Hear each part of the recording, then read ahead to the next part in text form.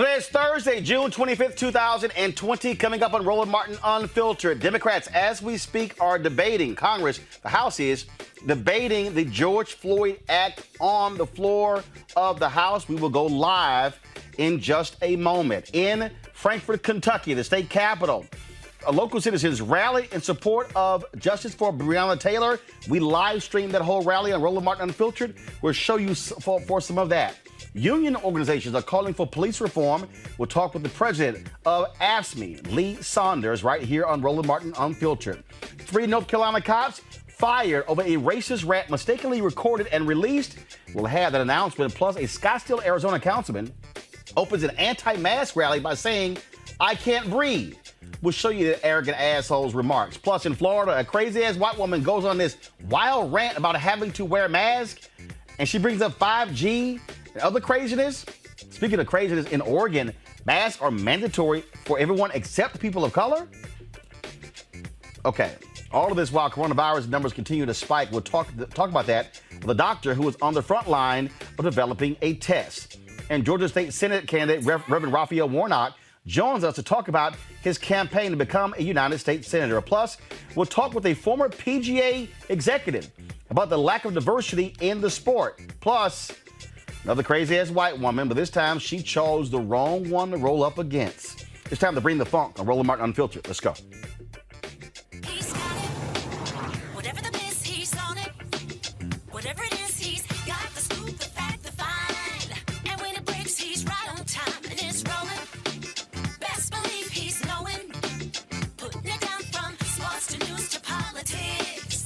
With entertainment just for kicks, he's rolling. It's on go, roll, y'all. It's Roland Martin, rolling with Roland now. He's funk, he's fresh, he's real, the best, you know he's Roland Martin now.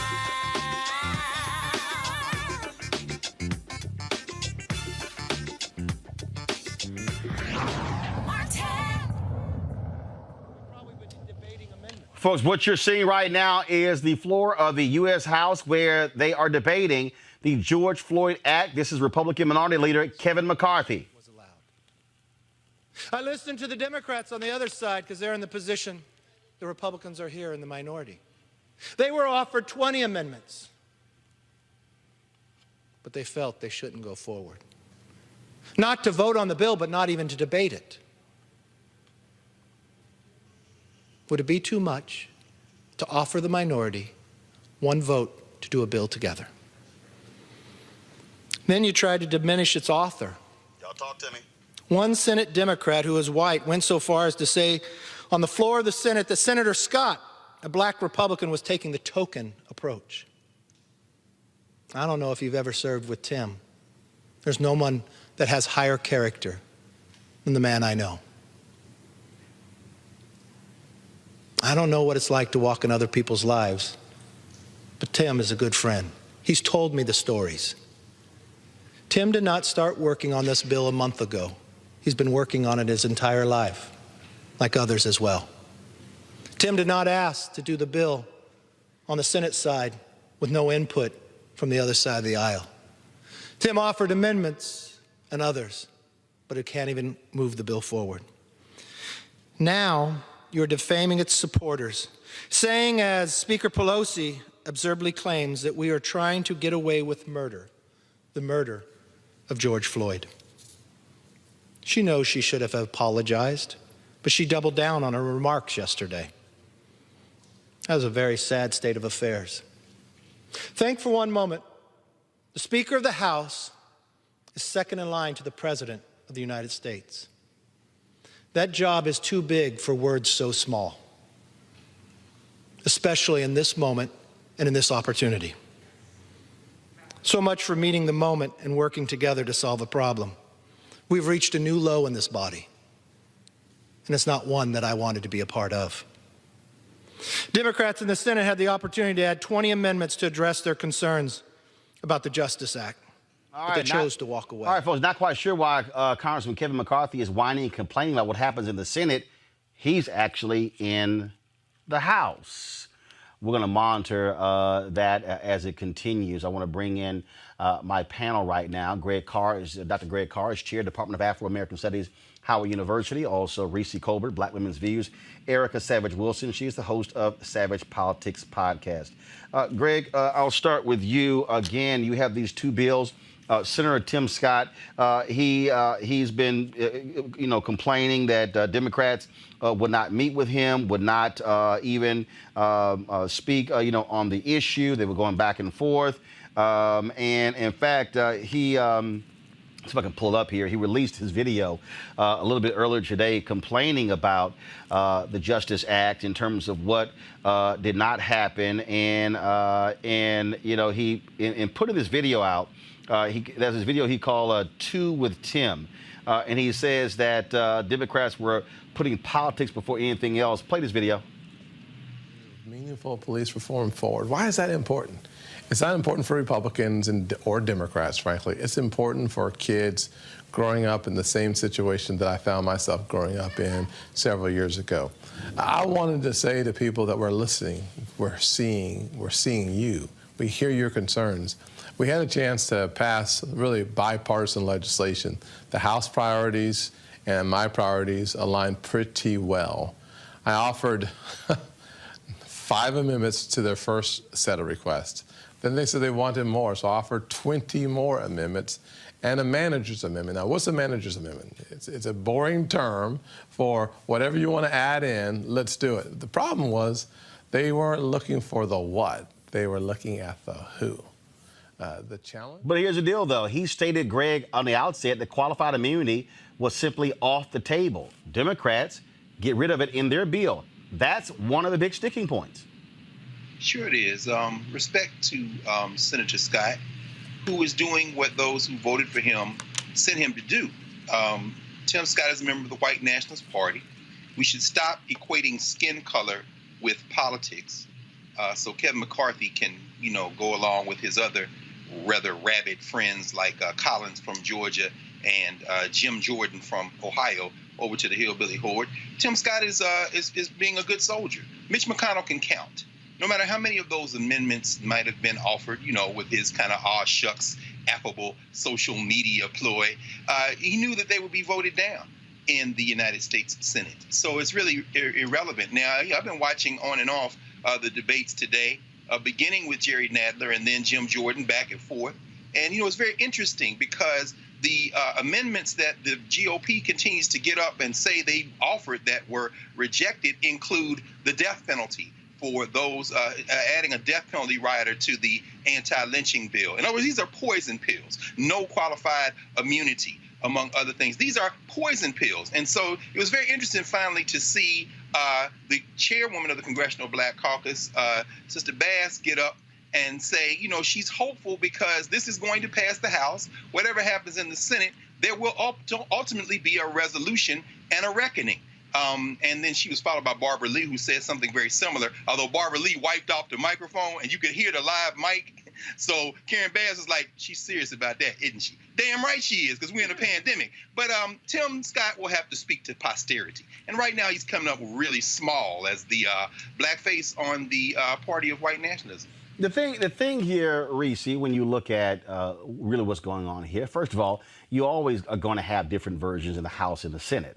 So there's a thing called committee. So typically what happens is after a bill passes in the House and then another bill passes in the Senate, then they have a conference committee, then they get together and work those different things out. The reality is people have been arguing, the people in the streets, they were arguing, look, in order for this thing to work, there are things you're going to have to get rid of, and that is 3 things: qualified immunity, chokeholds, no-knock warrants. Democrats are saying if those three things are not in the bill, we're not supporting it. Tim Scott, right. I hear all those he's saying. He addresses 2 of those. No-knock warrants, chokehold, does not address qualified immunity. But the way he addresses it is still very much like, well, it leaves so many gaping holes in it that it doesn't even have any teeth to it. And so I think that what the Democrats are doing for a change is actually standing their ground, which is appropriate, and not allowing the Republicans to just say, we fixed it, time to go home, and nothing is actually fixed. Then the Democrats are the ones who get blamed, by the way, when they vote for something and it doesn't have the intended impact. The Republicans don't get blamed. Their supporters go and cheer them on and say, yeah, look at you, you compromised and this, that, and the other. And so I think that what they're doing right now, if Tim Scott and if the Republicans are serious about policing reform, which we know that they're not, then they need to get on board with the Justice and Policing Act. That's the bill that's going to pass in the House. And so that's the bill that needs to pass in the Senate. And the Democrats have to stick with it. If you don't have a solution this time, then you don't have a solution. But the stuff that's being put forth by Tim Scott is not anything more than a PR campaign, not a solution. So, look, here's the thing that cracks me up, Erica. And look, politics is all a part of this. If you're on the Democratic side, you see momentum. You see polling with Joe Biden. You see the fact that 4 seats, all Democrats need are 4 seats to take over the United States Senate. The calculus is, why would I take qualified immunity off the table now when I wait 4 months? I can actually get a much bigger bill if we control the House, the Senate, and the White House. Absolutely, Roland. And then this is where paying attention to the courts comes in, because all the while that this is happening, the Senate actually confirmed the 200th Trump judge. Corey Wilson was confirmed this week. And so the wind is on the back of the Democrats. And so when we look at that number you're talking about, 4, they actually only need 3. As long as Democrats take the White House, then whoever that vice president is actually functions as the president of the Senate. And so this is where people need to be actually paying attention to what's happening. We have 35 senators whose seats are up this year. We also have, looking at this time as well, a period with which folks are not standing down. We've had people that have been in the streets a month this week, and people are actually paying attention and connecting the dots that all politics is local, and that there are things that can be done on the local level that will eventually affect what we see happening at the federal level. And so as we continue to kind of like see these antics that are coming out from Tim Scott, if folks just continue to keep the focus on what is happening, continue to vote, continue to make sure that their voices are heard, we will see a turnaround come November. Leave the polling alone. We do understand that polling is saying that right now Biden is up by double digits, but forget the polling. Right. Continue to vote. Continue to stay committed to your state and presidential primaries, and make sure have a voting plan to come out in November and kick Trump out. And of course, folks, there's a lot of folks who have been really focused on this whole issue of police reform. More than 1,000 people made their way to Kentucky's Capitol building in a show of solidarity for the Justice for Breonna Taylor movement. Now, the crowd began gathering in Frankfort, Kentucky this morning. Organizers demanded action on her case, saying it has been 100 days and still no justice. Just one of the police officers has been fired as a result. Now, we live streamed the entire rally on our Roland Martin Unfiltered platforms. If you want to see the full rally, just simply go to our YouTube channel. You can take a look at that. But here is an excerpt of what happened today. Oh, Lord, it seems like the law is pointing us in its slack, and there is no justice. But, Father, we pray right now that you would let justice roll on like a river and righteousness like never failing streams, so there can be peace on earth. Lord, please quench the fiery darts of justice delayed and justice denied, hatred, oppression, social unrest, and police brutality. Lord, as we come today, praying for justice for Breonna Taylor, we find strength in your words that are found in 2 Chronicles 7:14. If my people who are called by my name shall humble themselves and pray and seek my face and turn from their wicked ways, then will I hear from heaven and will forgive their sins and will heal our land.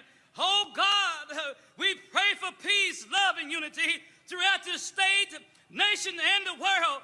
Thank you, Father, for allowing us to be here today and peacefully take a stand for justice. We thank you, Lord, for Unite Until Freedom and Black Lives Matter, who spearheaded this event, and all those who participated, Almighty God. Lord, please keep them safe and give them traveling grace. In the name of Jesus Christ, I pray. And all those who love the Lord, say amen. Because it's just a little, the energy is too low for me. It's Thursday in the middle of the day, and we're here to fight for Breonna Taylor. I need you to make some noise for me all the way in the back. Let them know you here. Yes. We didn't come here to be nice. We didn't come to be quiet. Turn up and make some noise, y'all. Turn your voices up. Say her name. Say her name. Say her name. Say her name. What y'all came here for, to get justice, that's right? So we can't do that quietly. What do we want? No justice? No justice? No justice? No justice? No justice? All right, that sounds more like it. One more time. Let me hear you all the way in the back. That's not it. That's not it. Maybe my energy was too low. Let me hear you all the way in the back. Let them know you here in the front, on the sides, in the middle. We want justice for Breonna Taylor. Okay, y'all made the trip worthwhile. Amen. Y'all give it up for Tamika Mallory, the queen of the movement. Until freedom, Tamika Mallory. Before we bring this family up, I want you all to do me a favor so Attorney General Cameron can hear us from his office. I want you to put your fist in the sky. Get them up, raise them high. Repeat with me. Get your fist in the sky, put them up, raise them high. Put your fist in the sky, put them up, raise them high. Put your fist in the sky, put them up, raise them high. Put your fist in the sky, get them up, raise them high. Put your fist in the sky, get them up, raise them high. Put your fist in the sky, get them up, raise them high. Put your fist in the sky, get them up, raise them high. Brothers and sisters, on behalf of Tamika Mallory and Until Freedom, we can't say thank you enough for answering the call for justice for an innocent black woman who was killed in the sanctity of her own home. And if you can't be safe in your own home, where can you be safe? Folks, now we have drama out of North Carolina where 3 members of a police department have been fired after a department audit of a video recording captured one of the officers saying a civil war was necessary to wipe black people off the map and that he was ready. The Wilmington Police Department took the action on Tuesday against Corporal Jesse Moore and officers Kevin Piner and Brian Gilmore. Each was accused of violating standards of conduct, criticism, and use of inappropriate jokes and slurs. Police Chief Donnie Williams released the details of the investigation. Thank you, Mr. Mayor, council members, staff, media, and more importantly, distinguished members of the community. Today is a challenging day for me because as your new police chief, one of my first major tasks is to announce the termination of 3 veteran Wilmington police officers. The reason they're terminated is for misconduct. While terminating an employee is never easy, there are times when it's necessary. And today, with the concurrence of our City Council and at the direction of City Manager Sterling Cheatham, we will be releasing a summary of the internal investigation of these 3 officers, including their termination letters, written comments from me, which include directives for correction, and other information that is public under state personnel laws. Why are we releasing this information in this way? It's because of the times that we're in. And it's the right thing to do. Normally, personnel laws allow only a small amount of information to be made public. However, in exceptional cases, when it's essential to maintain public confidence in the administration of the city and our police department, more information may be released. This is the most exceptional and difficult case I have encountered in my career. We must establish new reforms for policing here at home and throughout this country. Yesterday, we officially terminated Officer James Gilmore, Corporal Jesse Moore II, and Officer Kevin Piner as a result of an internal investigation that uncovered extensive violations of the department's manual of rules, policies, which included our standard of conduct, criticism, and use of inappropriate language. This investigation started as a result of a supervisor's routine inspection of a video from Officer Piner's in-car camera. No one told us about this. We discovered it on our own because we have processes and policies in place. After a review of the video, the supervisor discovered 2 conversations that Officer Piner had. One with Officer Gilmore and the other with Corporal Jesse Moore II. The conversations... Well, Reese, when people sit here and say, oh, no, a few bad apples, I mean, these are people with badges and guns who literally could shoot and kill black folks and get away with it.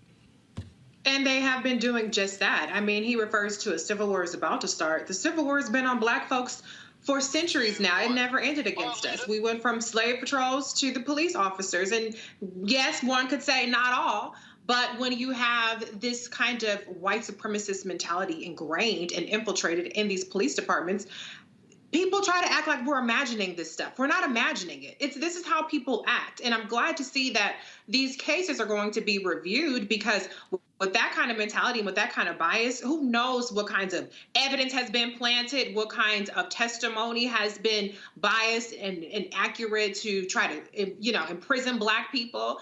And people with this mentality are actually out there killing black people right now, and they have a badge, and so they do it with impunity. And Erica, people go, oh no, but audio, baby, captured in their own voices. You can't say they were just joking. Right, and we're very thankful that there was an actual audit that was done, and that the person that actually conducted the audit saw fit to actually turn over this audio to the proper personnel for a review, and then now we're seeing the firing happen.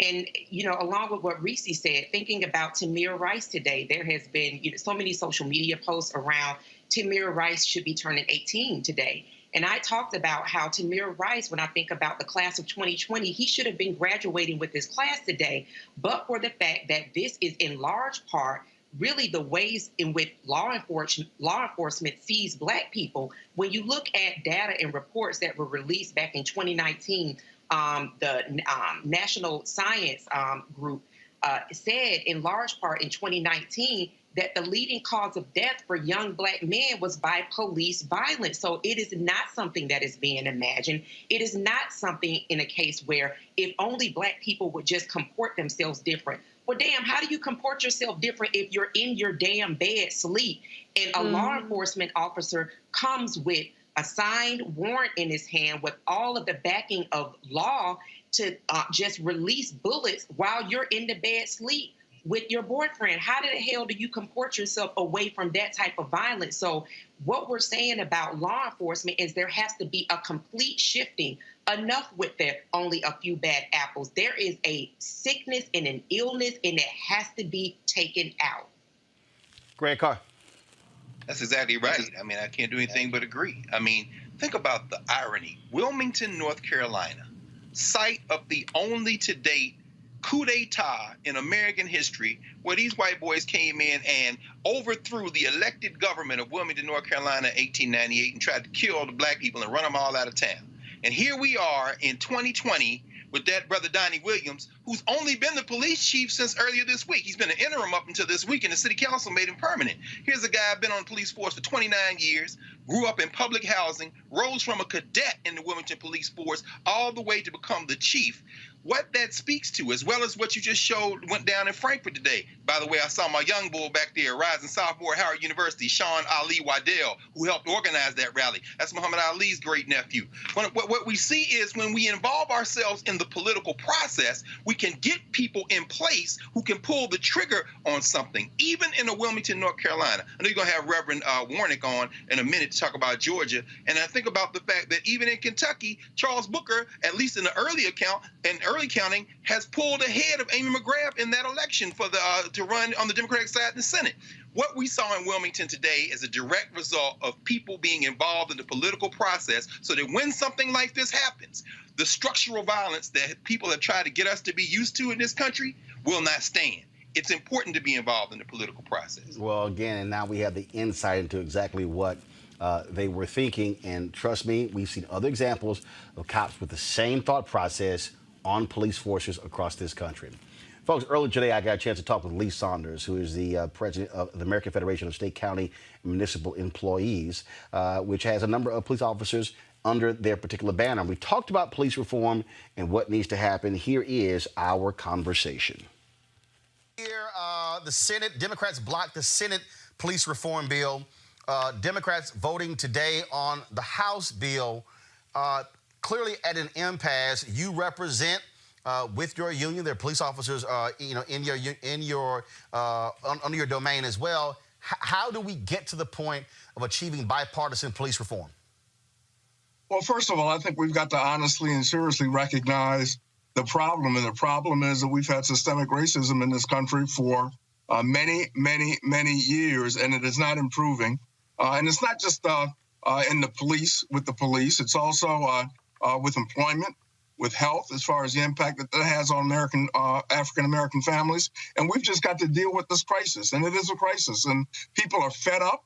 They're angry. They're frustrated. I can understand that. I'm angry and frustrated.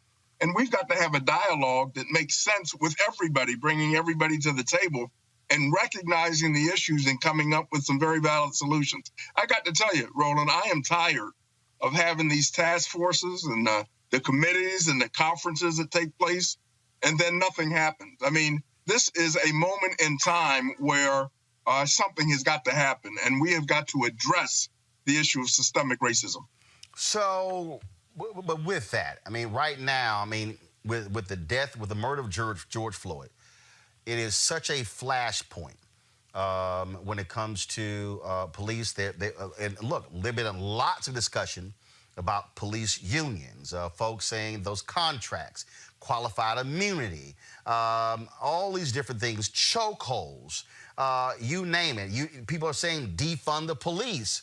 And so, again, at some point, there has to be a compromise. There has to be solutions. And so what is AFSCME putting forth, or what do you want to see done so that we actually achieve that? Well, we believe that we came out with a resolution in 2018 based upon discussions that we had with our community activists within our union who are members of AFSCME, along with our law enforcement, police officers, corrections officers, probation officers, and we had some very deep discussions about what we needed to do. The first thing is, and I don't use the term defund police, but I honestly believe that resources should be reallocated within the department and outside of the department. Since the Great Recession, we have not seen the levels of public service employees rising to where it was before that Great Recession. If, in fact, you reallocate funds from the police department and say, for example, provide more money to social workers, child protective workers, those kinds of folks who can do the job that police are doing right now, it frees them up, and it gives a more human touch to dealing with people that have issues and problems in our communities. I think chokeholds need to be banned. I think that sometimes you've got to take decisions that the prosecutor makes and take it out of his or her hands, and maybe the attorney general has got to get directly more involved. So there are a variety of issues that we've got to talk about. President Obama's task force had many recommendations that were never implemented, and I think that's a start. The House bill has a number of those recommendations built in to their bill, and there's going to have to be some kind of compromise, obviously. But I'm going back to the point where we've got to do something about systemic racism in this country.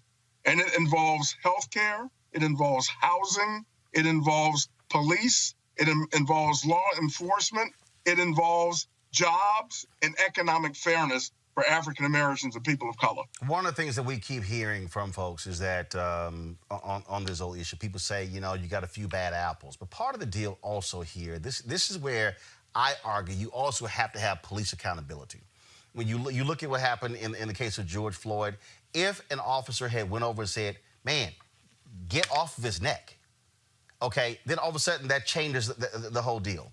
When you had there was a case out of Los Angeles where this guy was just wailing against the dude, and the other officer, she's just standing there, And then when the body cam footage, I mean, you comes out and you hear what he was saying, and it's like example after example. But part of the problem is where you've had cops who've done in the past, they've been ostracized. And so at some point, you've got to have police on police accountability, and not have this deal, oh, how dare you fire people or suspend them, and now we're going to do a slowdown, or we're going to get upset and we're going to, resign en masse like in Buffalo or the SWAT team in Florida.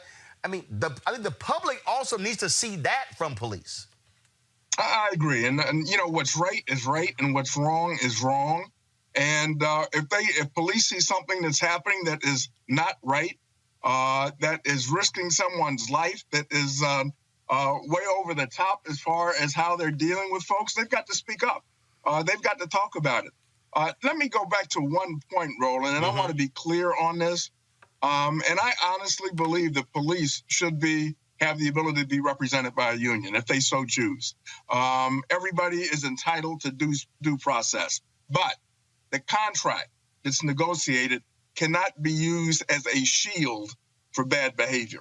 And we've got to deal with that. And management has got to deal with that. Elected officials have got to deal with that. And at times they're going to have to take that issue on, whether it may be uncomfortable or not. They're going to have to deal with it. They're going to have to take it on. I think unions have a responsibility also as far as bringing people together around that same table and talking about it and educating folks, educating our members about systemic racism in this country, what it's meant to African Americans through so many years. And we want to do that. The way that we do that is to have folks at the table talking about it. But then once we decide on a plan of action, we move forward very, very quickly. Well, it's interesting you say that. I remember there was a particular story I was reading in SAG-AFTRA. You talk about, a fellow union out of Hollywood. They called on police unions to change, or they said, quote, lose all support. I mean, so here's a union who is saying, look, you're a union, we're a union, but you're going to have to make some changes in order to get the trust of the public. That's where I go back to accountability, because you have some people who are saying, get rid of the police unions. Then you have people who are union supporters who say, no, we can't do that because we also believe in unions. So then it's like, okay, how do you fix the problem? And that's really, I think, where when I look at what SAG-AFTRA said, what they're saying, you have to deal with the problem and not act like a problem doesn't exist. No question. And we all know that there is a problem. We know that. We cannot run away from that fact. People can deny it. They can try to run away from it, but we've got a serious, serious problem in this country that's got to be dealt with.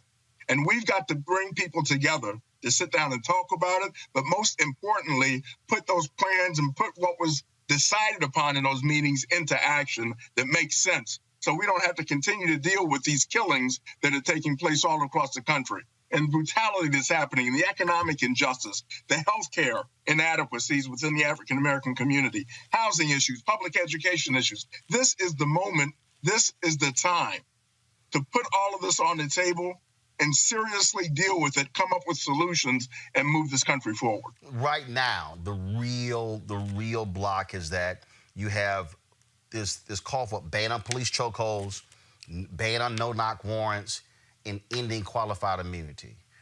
Are those three things, that right now is the block on Capitol Hill. Whereas you have Democrats who say those three things must be a part of police reform. Then you have Senator Tim Scott's bill. It does not include qualified immunity, but he says does indeed lead to the ban of chokeholds and no-knock warrants. Do you see that being resolved? Because Democrats are saying, we don't care. If those three things are not in the bill, there will be no bill going forward. I think that the no-knock warrants and the ban of chokeholds really have got to be dealt with in some kind of way. QI, which I call QI, qualified immunity, really has to be looked at and studied. It's very, very complicated. All public employees, all public sector workers have qualified immunity based upon the jobs that they do.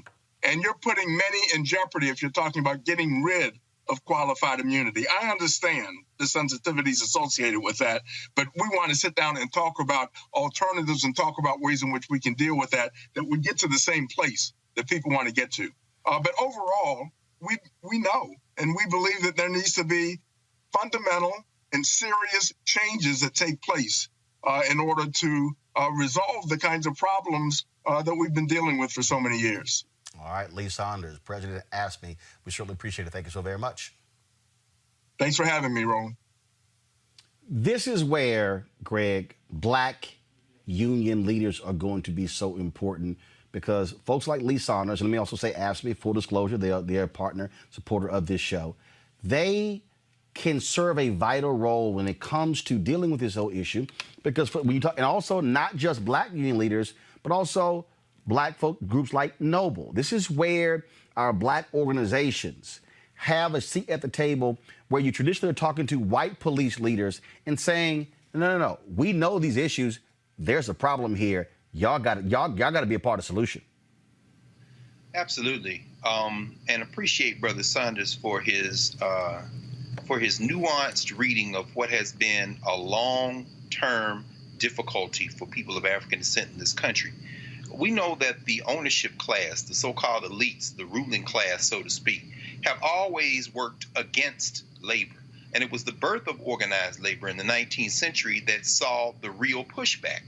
Of course, had people of African descent, had poor whites been able to marry with blacks during the early days of organized labor, we wouldn't be in some of the messes we are in today. But it was racism that always lay at the heart of organized labor. And we know that, of course, you've talked many times about A. Philip Randolph and his Brotherhood of Steam Car Porters and Chambermaids, so forth and so on, AFL-CIO. But here we are in 2020. So when you see a Lee Saunders, you're looking, or Bill Lucy, you're looking at figures who are black, who are going to advocate for black folk, and who are doing it through the power of organized labor. There are many unions in AFSCME, AFL-CIO, organized labor, who detest the racist behavior of many of these police unions. So what we have an opportunity finally to do here is not only lead from a moral principle, not only organize around the idea of black strength, but to finally join forces with those other folks who are like, you are not only giving unions a bad name, you are maintaining this white nationalist attitude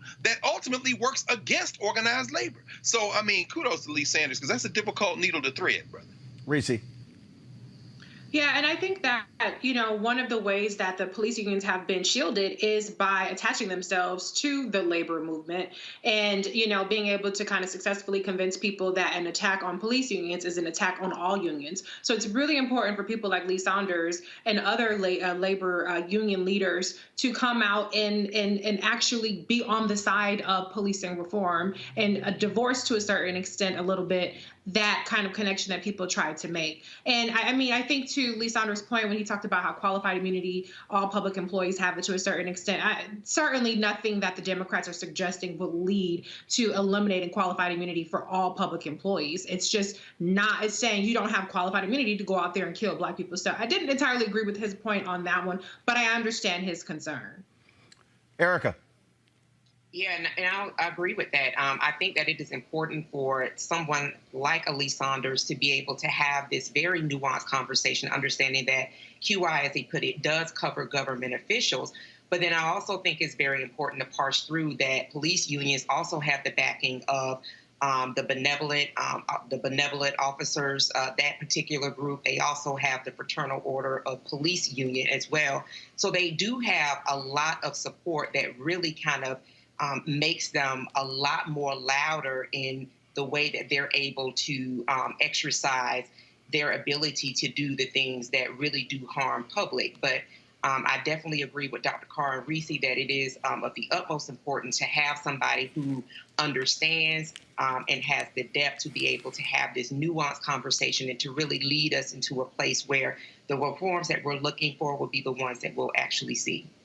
All right, folks, let's now talk about coronavirus's impact on the country. We are seeing it come back with a vengeance. We're seeing California, Texas, significant numbers there. The governor of Texas, Greg Abbott, this idiot, who was so gung-ho, Greg, your mother's living there, all my family is there. He was so gung-ho about reopening the state. Now, all of a sudden, guess what? He's saying, hey, can y'all stay home? Well, you didn't listen to the mayors of the cities and the county judges who were telling you, don't reopen the state so fast. Folks, we have 2,336,615 cases of coronavirus. 121,000 people have died. 784 of those deaths are new. Now you have the federal government, Erica, pulling the federal testing sites out of places like Texas and Arizona where the numbers are going up. Why would you pull testing out when the numbers are increasing?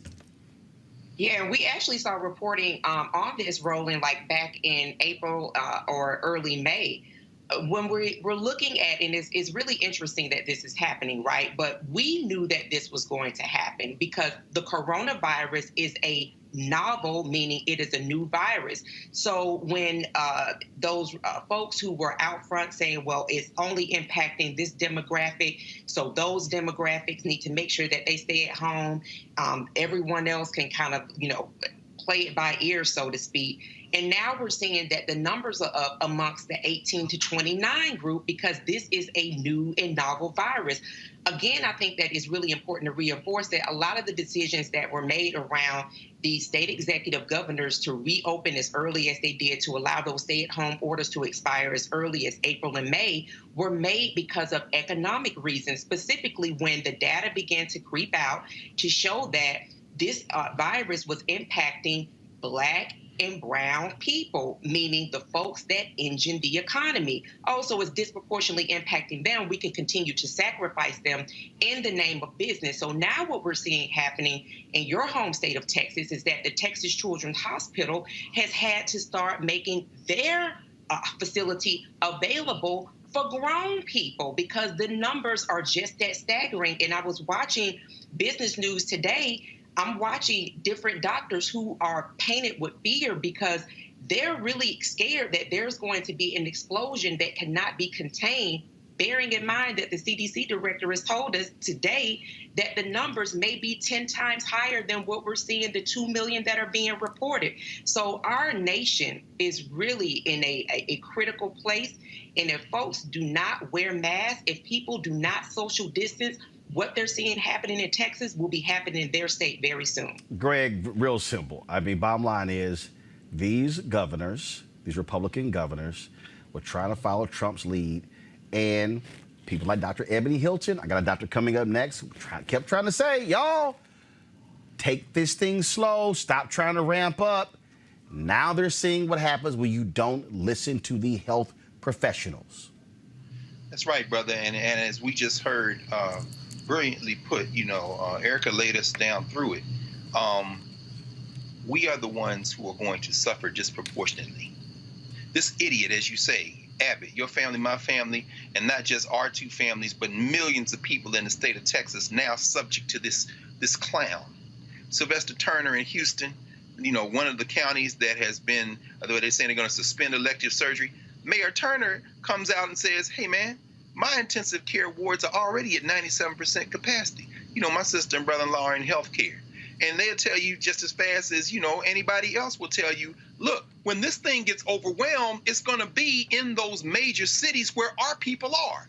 Chokwe Antar was on television early today. Chokwe Antar Lumumba, the mayor of Jackson, Mississippi. Those idiots in Mississippi, the attorney general there still hasn't reached an agreement to share reporting data with the biggest city by a factor of 3 in the state of Mississippi and the place where the hospitals are. So who is going to be overwhelmed? Our Black and brown women and men who are first responders working in those hospitals. Those people are going to come in. They will be overwhelmed. Finally, idiots like Brian Kemp in Georgia, idiots like that fool in Florida are pressing this thing to the point, when you look at the map, the red states where there's up, there are 29 states where this thing is going up. You see most of them, the old Confederacy and those Republican governor states. You're seeing the continuing fraction of the country as Cuomo and Phil Murphy in Jersey and the guy in Connecticut are like, y'all can't come here from these states. And if you come here, you got to sequester for 2 weeks. This is not only testing the United States as a concept, it is going to lead to the fracture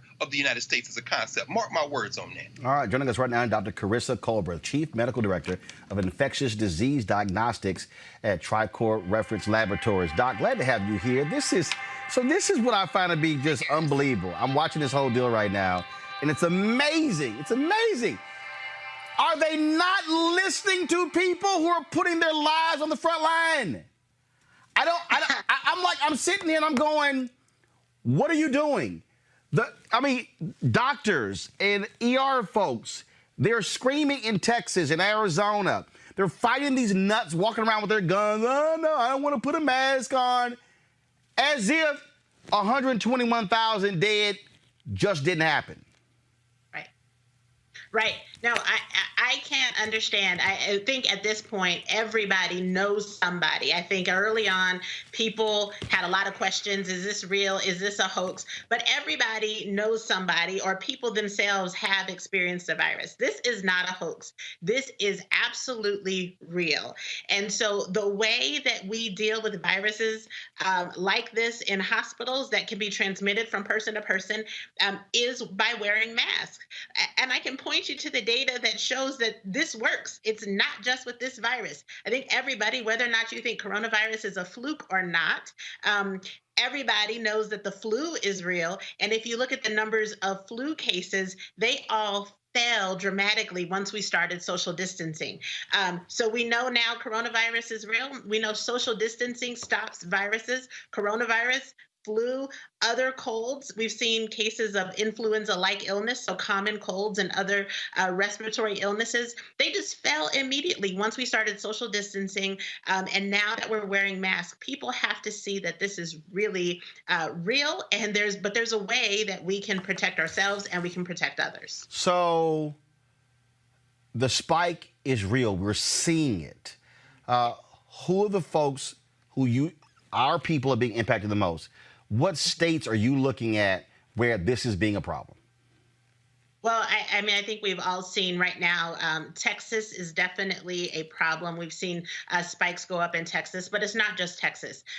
Texas, Florida, South Carolina, Alabama, several other states in the South, even Oklahoma, have now displayed the highest cases in a single day has occurred either yesterday or today. So really, we're seeing cases go up, number of positive cases go up all over the country. And the big challenge that I see with this is that the federal government just yesterday announced that they were halting the testing component of the CARES Act, which was supporting testing, federally funded testing in multiple states, one of which was Texas. And so now that means that states and hospitals will no longer receive that federal funding to support testing, and they will have to find testing resources, which has been a challenge since the beginning of this crisis. But at least some places had some federal support.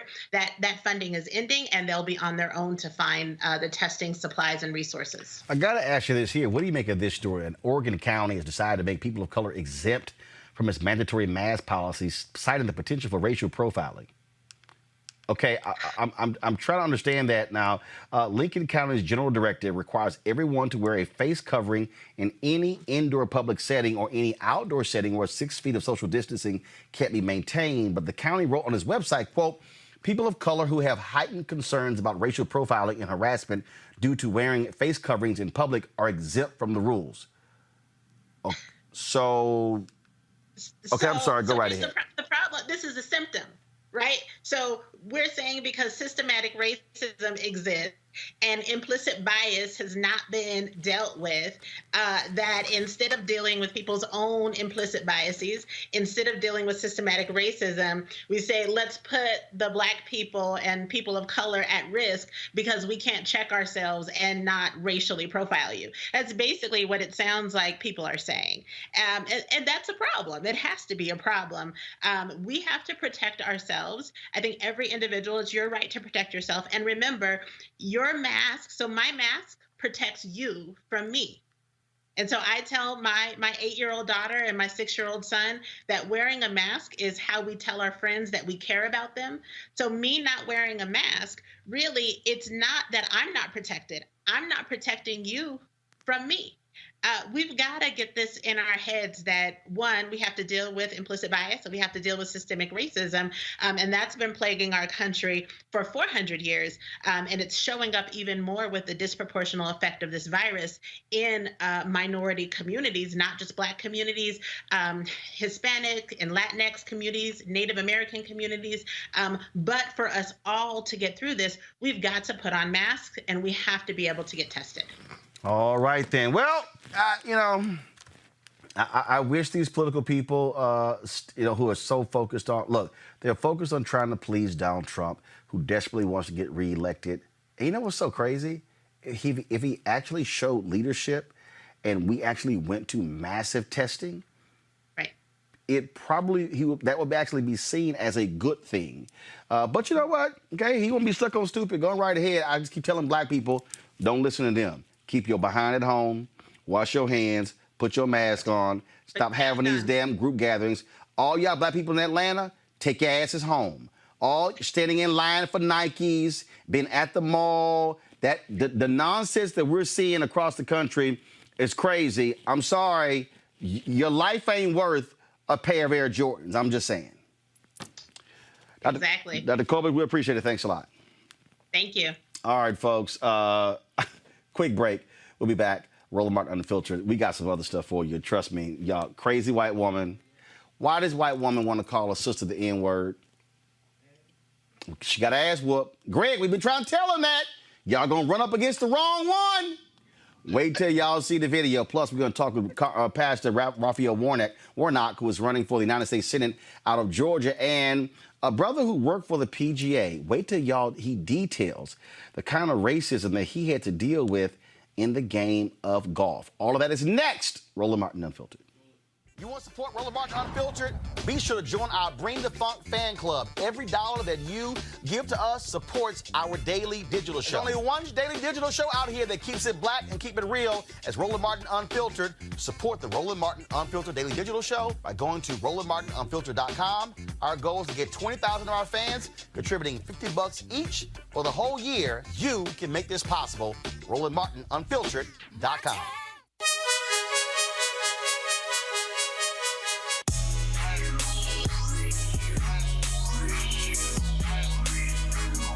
All right, fam, the folks at Ceek.com, founded by Mary Spio, a sister, of course.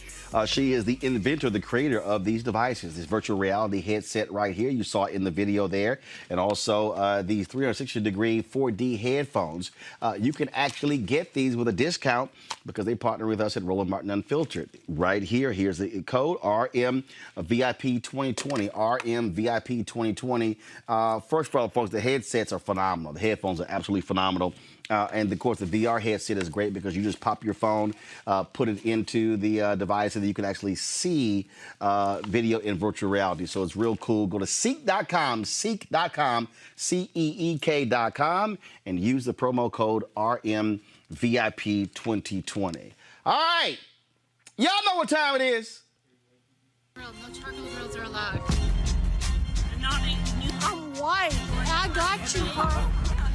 Illegally selling water without a permit on my property. Whoa! Hey! You don't live here. I'm uncomfortable. So we ran up against another Karen, Greg, in a convenience store. And let's just say, Reese, she got a little bold. She got a little loose with the language. And Erica, let's just say she met Layla Ali. I'm not here, Karen. My husband is right there with his black ass. I'm 20 okay, I don't years. give a fuck. All I said was excuse me. The fuck? Watch your mouth. Watch your fucking mouth. I said excuse me. Okay, I said excuse me, and you not have a room with me. You not have a room with me. All I give a fuck past you. That's your All I give a fuck past you. You start talking about your black husband. I don't give a fuck about your black husband. Just because you suck black dick don't mean you're not a racist. You just suck all of it. You can call me a nigga all you want to. Bitch, I'm not fucking ass in this store, bitch. Call me a nigga again. Call me a nigga again. Call me a nigga again. Say the word.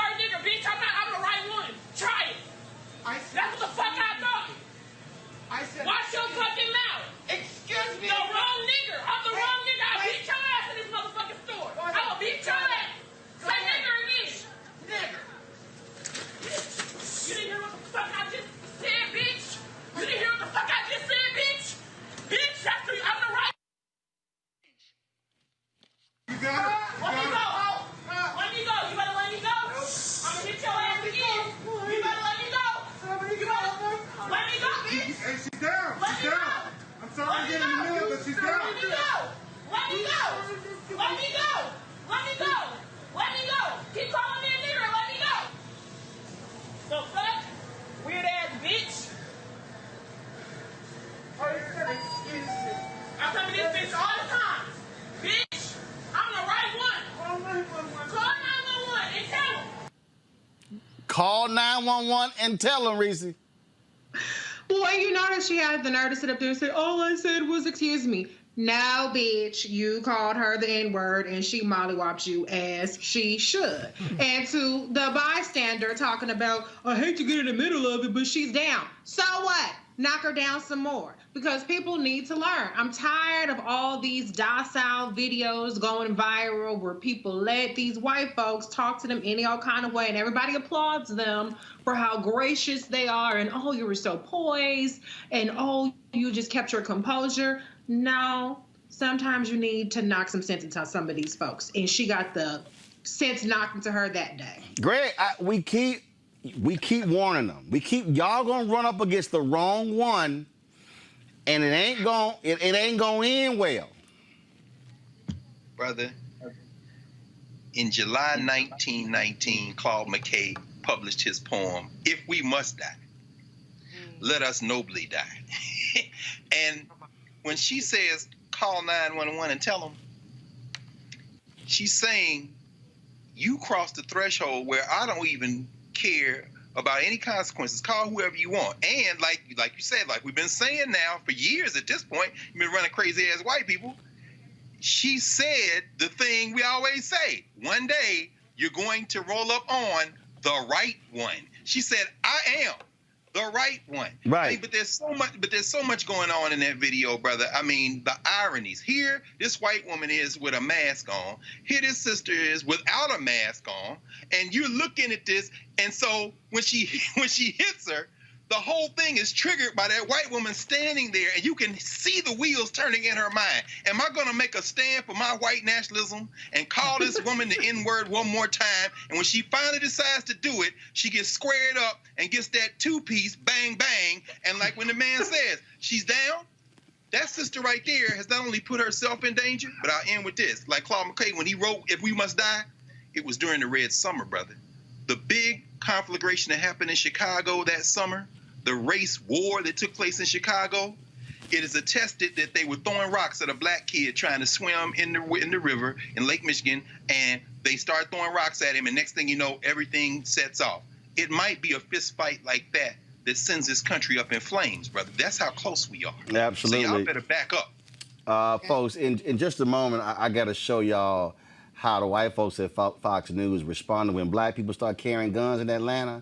But right now, Congresswoman Sheila Jackson Lee is talking on the floor of the U.S. House as they debate the George Floyd Act. Let's go live right now.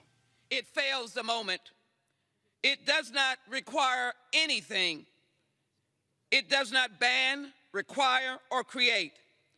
The Senate bill is threadbare and lacking in substance. It does not even provide a proper baseline for negotiation. It does not contain any mechanisms to hold law enforcement officers accountable in court for their misconduct. Does not address mens rea, a standard that should be the basis of due process.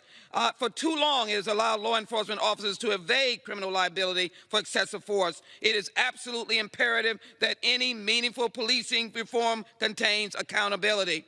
It fails the moment. Tim Scott introduced the Walter Scott bill many years ago. It was yet to see the light of day in the United States Senate. Where is the party of Lincoln?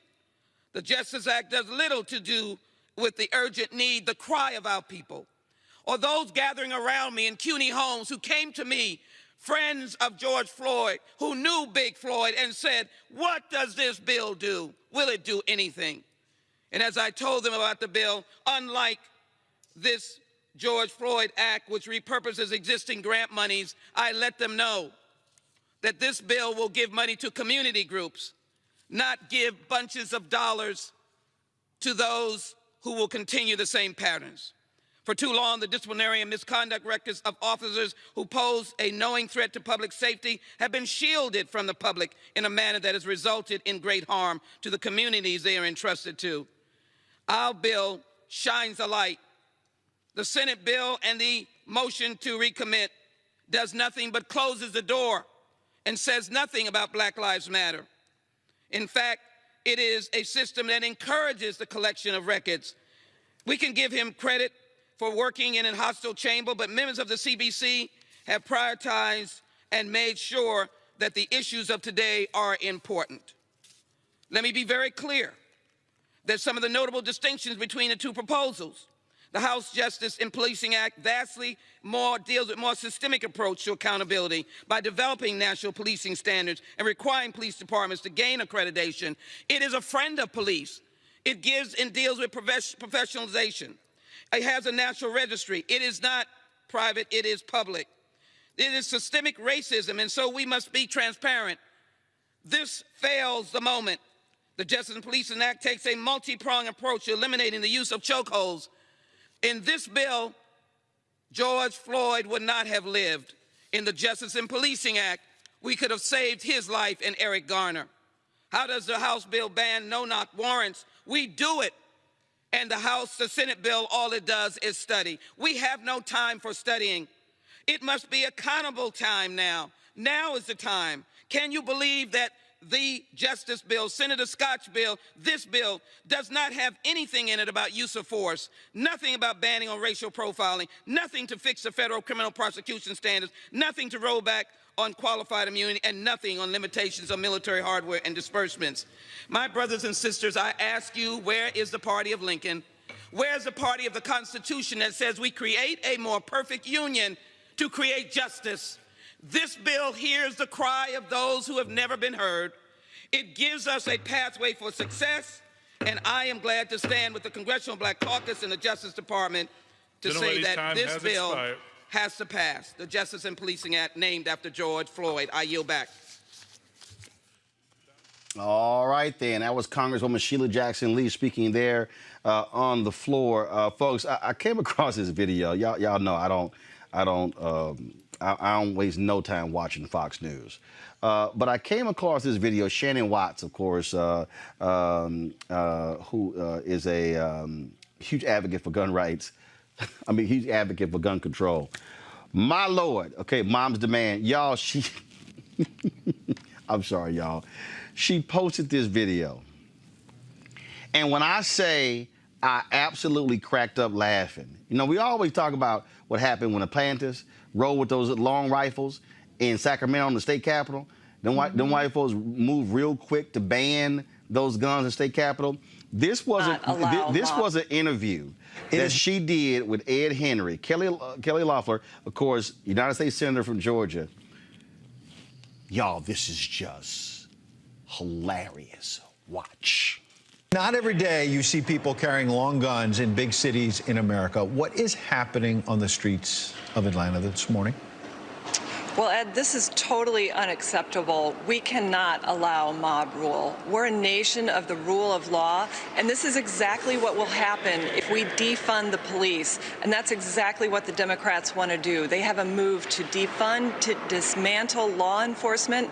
I have stood strong with law enforcement from day one. I've recently introduced legislation that penalizes states and municipalities that move to defund without a budgetary reason by withholding federal highway safety transportation funds. So I stand strong with law enforcement. We need to bring the Justice Act to the floor. We need to have that debate. Our country expects us to do that. I'll get to that bill in a moment, but in the meantime, when you've got people with 12-gauge shotguns saying, we're keeping the police out, you know, what in the world do you do about that? It has to make people wonder at a time when we keep hearing about sick calls in the Atlanta Police Department, some police officers not wanting to come to work because they don't think local officials have their backs.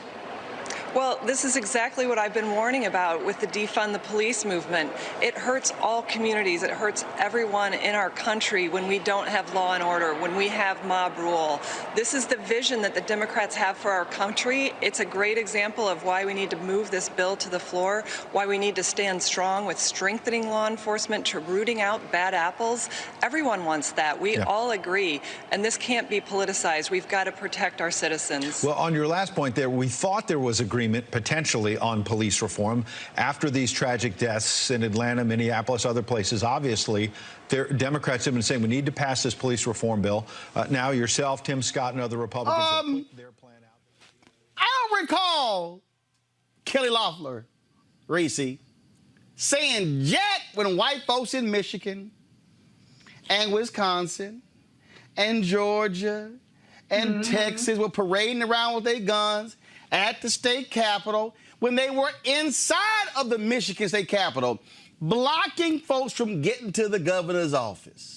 And in the police officers' faces, shouting them down. They were armed. None of them got shot. None of them even got roughed up. And so Republicans are exposing themselves for the hypocrites that they are. Yeah, those black folks with them big-ass guns look very scary to these white Republicans. They look very scary to these white nationalists, that their mob rule is being threatened because they do not want to see black people rise up and exercise their constitutional rights to bear arms. And so, yeah, they can have these folks that are just simply standing there. They're not committing any crimes. They're exercising their constitutional rights, which the Republicans are supposedly for. That looks scary to them. Well, that looks a lot more reassuring to me than all those white folks armed in these capitals talking about don't wear a mask and we need to end the quarantine. And here we go, Erica. This is the video in Michigan. Look, we got fatigues. My man that got his gun and I didn't hear Kelly and Fox News saying mob rule. No, because those are the same listeners of Fox News. And it's so interesting to hear Kelly Loeffler talk about law and order. She is the richest person in Congress, and this is the same person whose investigation around insider trading was politely folded up by the Department of Justice. So where was the law and order around her insider trading? Was she trading when she got that Senate coronavirus briefing and then magically sold a lot of stock? So what we're hearing is more of the same, of Republicans talking in sound bites, talking about really when black people stand in their power, how that then threatens white rule. And I'm glad. I cannot wait to continue to see more black people stand in their power, more black folks make sure that they are going to get weapons training if they've not gotten weapons training. Stand in your political power, because as you saw in the video that you just showed, white people continue to do that. They spit, they share their droplets, and you see law enforcement does not engage them in the same way that they do with black folks. So really, Kelly Loeffler, and really glad that that seat that she was appointed to is definitely one that's a hotly contested seat in Georgia, somebody who is deserving, who is not just someone who happens to be married to the president of the New York Stock Exchange, just has that kind of like, wealth ability to be able to assume the seat, but someone who actually is for the people, that would carry the message for the people to the halls of the Senate. Greg, oh my God, look at those black people with those big guns. Well, look at these white people in Michigan with the big guns. Go to my iPad. Look at that, Greg. I mean, goodness. I'm sorry. Looked like the white folks in Michigan had ordered from the same big gun place as the black folks, but no. When the Negroes go get big guns, we got to pass some laws. Well, brother, the anchor there, Ed Henry, had the fear in his voice that remember when Robert Williams told the story about how in North Carolina, when the white boys showed up with their guns, and then Robert and Mabel Williams and all them had their guns, that they made them so nervous that the white police dropped their guns out of fear. That story, by the way, is in this book right here, Negroes with Guns. This is the book, 1962. Robert Williams says, "Why do I speak to you from exile?" Because he was in Cuba, he and Mabel Williams. Because the Negro community in the South took up guns in self-defense against racist violence and used them. I am held responsible for this action, that for the first time in history, American Negroes have armed themselves as a group to defend their homes, their wives, their children in a situation where law and order had broken down and the authorities could not or would not force and protect American citizens. This is what Robert Williams said finally. I accept this responsibility and I am proud of it. Hey, Fox News, come on, baby. If we must die, let us nobly die. But what did Robert Williams and them find out? When we pulled our guns out, them white boys got so scared they dropped their guns. And like Erica said, we got to deal with Kelly Loeffler in a few months. You got a brother coming on in a minute that's going to whip her like she stole something. So, well, that's what we're... Now, here's the deal. Again, I told y'all, I don't spend Fox News scared to call me. They ain't going to call me. Okay, I ain't the right kind of black. I saw this here, and I want y'all to listen. I want y'all to listen to what the white woman says. And then I want y'all to look at the picture while she's saying it. Check this out. Marie, you know, the founder of BET is going to be on with me in the next hour on Outnumbered Overtime. And one of the points he makes is that, you know, in a lot of ways, black people are being left out of this conversation. That as you sit there and there's the rioters and there's the debate about it and there's the violence, and you're not necessarily hearing from the people who it impacts what their thoughts are. And it's not coming through amid all of the violence and, you know, the pictures on television and even the conversations that are happening on TV. What are your thoughts? Okay. I want y'all, hold up. Go back. Go back. Go to my iPad. 1, 2, 3, 4 white women. 1 black guy. Okay, I you know what? She got to play it again, y'all. Listen what she says. BET is going to be on with me in the next hour. Okay, you said he's going to FaceTime me. And one of the points he makes is that, you know, in a lot of ways, black people are being left out of this conversation. That as you sit there and there's the rioters and there's the debate about it, there's the violence, and you're not necessarily hearing from the people who it impacts what their thoughts are.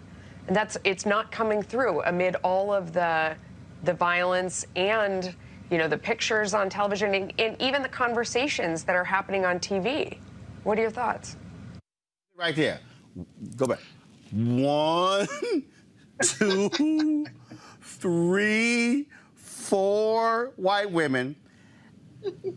But y'all about to hear who gets to answer that question first. Watch this. In many communities, that conversation is happening, and it's including a diverse cross, section of Americans and of. So, I'm sorry, the black guy didn't get the question first. The black guy didn't get. Here's what gets me with this one, Greg. Fox News, y'all part of the problem. Y'all ain't having black people on talking about it, because y'all are focused on the protesters and the rioters and the looters, because you're not having real dialogue. Not on Sean Hannity, not on Laura Ingraham, not on Shannon Breen, not on Tucker Carlson, not on Martha McCallum, not on Brett Baer, none of these shows. But the fact that she literally asked that question with one black dude on the panel, and he didn't even get the black question. Well, Roland, it's funny. There are a lot of people who watch Roland Martin Unfiltered who are not black. But like August Wilson said, I don't write my plays for a black audience or a white audience. I write my plays out of the black experience. And then it resonates with people where they are. You are bringing the news and information out of our experience, and it resonates with news, entertainment, media generally, is that by not including us in the conversation really, they are deluding themselves. Remember how Invisible Man opens Ralph Ellison's novel, where the white dude gets beat up by the protagonist in the novel, but the guy still can't see him? because he's denied his humanity for so long, he thinks nobody beat him up. When this thing is crumbling all around you, and you continue to engage in this kind of foolishness like what you just saw, when it falls apart in your face, there will be nobody in this country who will be more shocked than those who were deluded into thinking they were dealing with reality by watching Fox instead of Roland Martin Unfiltered. All they doing is hurting themselves in the long run, brother. Like, oh my God, I can't believe this, Reese. I mean, black people aren't being heard. Like, they're not being heard. What do you think, Becky?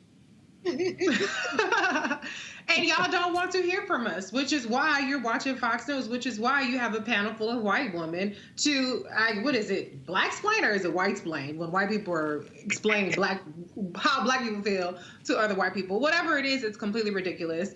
And Brother Man was giving, the eyebrow raise, but that's where you got to jump in a little bit. Come on, man. You got to be like, speaking of black people, what did Kamala Harris say on the debate stage? As the only black person on the stage, I would like to have a comment. That's where he needed to jump in at that moment. No, Reese, I got you there. Because guess what? He tried. Okay. Go to the iPad, please. Nobody gets held responsible, so that's pretty convenient. Okay. That sounds like a great way to do it. Yes, of course it's an organization. Of course it has a hierarchy. When corporations say they support the organization, they're not giving the money to random people on the street. They're giving the money to these organizations that do have particular policy positions. In this case, I actually just want to applaud this individual for being honest about his aims. He made a comparison that Marie Harf also made during this show, that sometimes you need to do violent revolution to overthrow things you don't like. Comparing George Washington to Saddam Hussein, and that it's therefore okay to tear down both of their statues. I did not compare George Washington to Saddam Hussein, Molly. Hang on, let her finish. That's ridiculous. Right. Well, I didn't make that comparison. So the claim is that it's okay. Say it. Hang on, let her finish, Marie. Go ahead, Molly. The claim is that it's okay to tear down statues, which this week have included George Washington and Abraham Lincoln and other people like that and abolitionists, because it's just like what we did when we did a regime change war in Iraq, where we helped people tear down statues of Saddam Hussein. And I'm just making the point that that's what this individual is saying as well. He's saying that this is a corrupt and systematically evil and racist country, and that there needs to be a destruction of our constitutional system of government to accomplish his political aims. That's actually what Black Lives Matter has been saying the whole time, and it's why the group is not universally loved outside of corporations and mainstream media because of these things that they say. And it's not just political. The group also says that they call for the destruction of the norm, that it is best for children to be raised by their mother and father in a married family. That is actually one of the most important things that I think people should be thinking about, because being raised in a two-parent home by your parents is actually the best thing that can be done to keep you from having bad educational outcomes. If you're raised by your married parents, you graduate high school, you have an increased likelihood of going to college, you're less likely to be addicted to drugs, you're less likely to be incarcerated. There are a lot of good and healthy outcomes associated with being raised by married parents. And that's the one thing that nobody seems to be talking about in this discussion, even though it would be the most important thing if we actually cared about the lives of black people and other people in this country. The problem is, although Molly, I compared Confederate generals to Saddam Hussein, and for you to say that I compared George Washington to Saddam Hussein is disgraceful, Molly. I'm sorry. That is completely unacceptable and inappropriate. A quick point on what Melissa was saying earlier is hang on. Newsom was that we can't devolve into a shouting fest here. Let's leave it there. He could have. Brother Man could have done more than that. I don't care what you say, Roland. He could have said, as the only black person. And the white lady was going to shut him down anyway. But at least, come on, Brother Man. You're going to be on Fox, have some dignity. But I'm not going to blame his lack of dignity and his lack of willingness to stand up completely on him, because obviously Fox News is a white nationalist channel.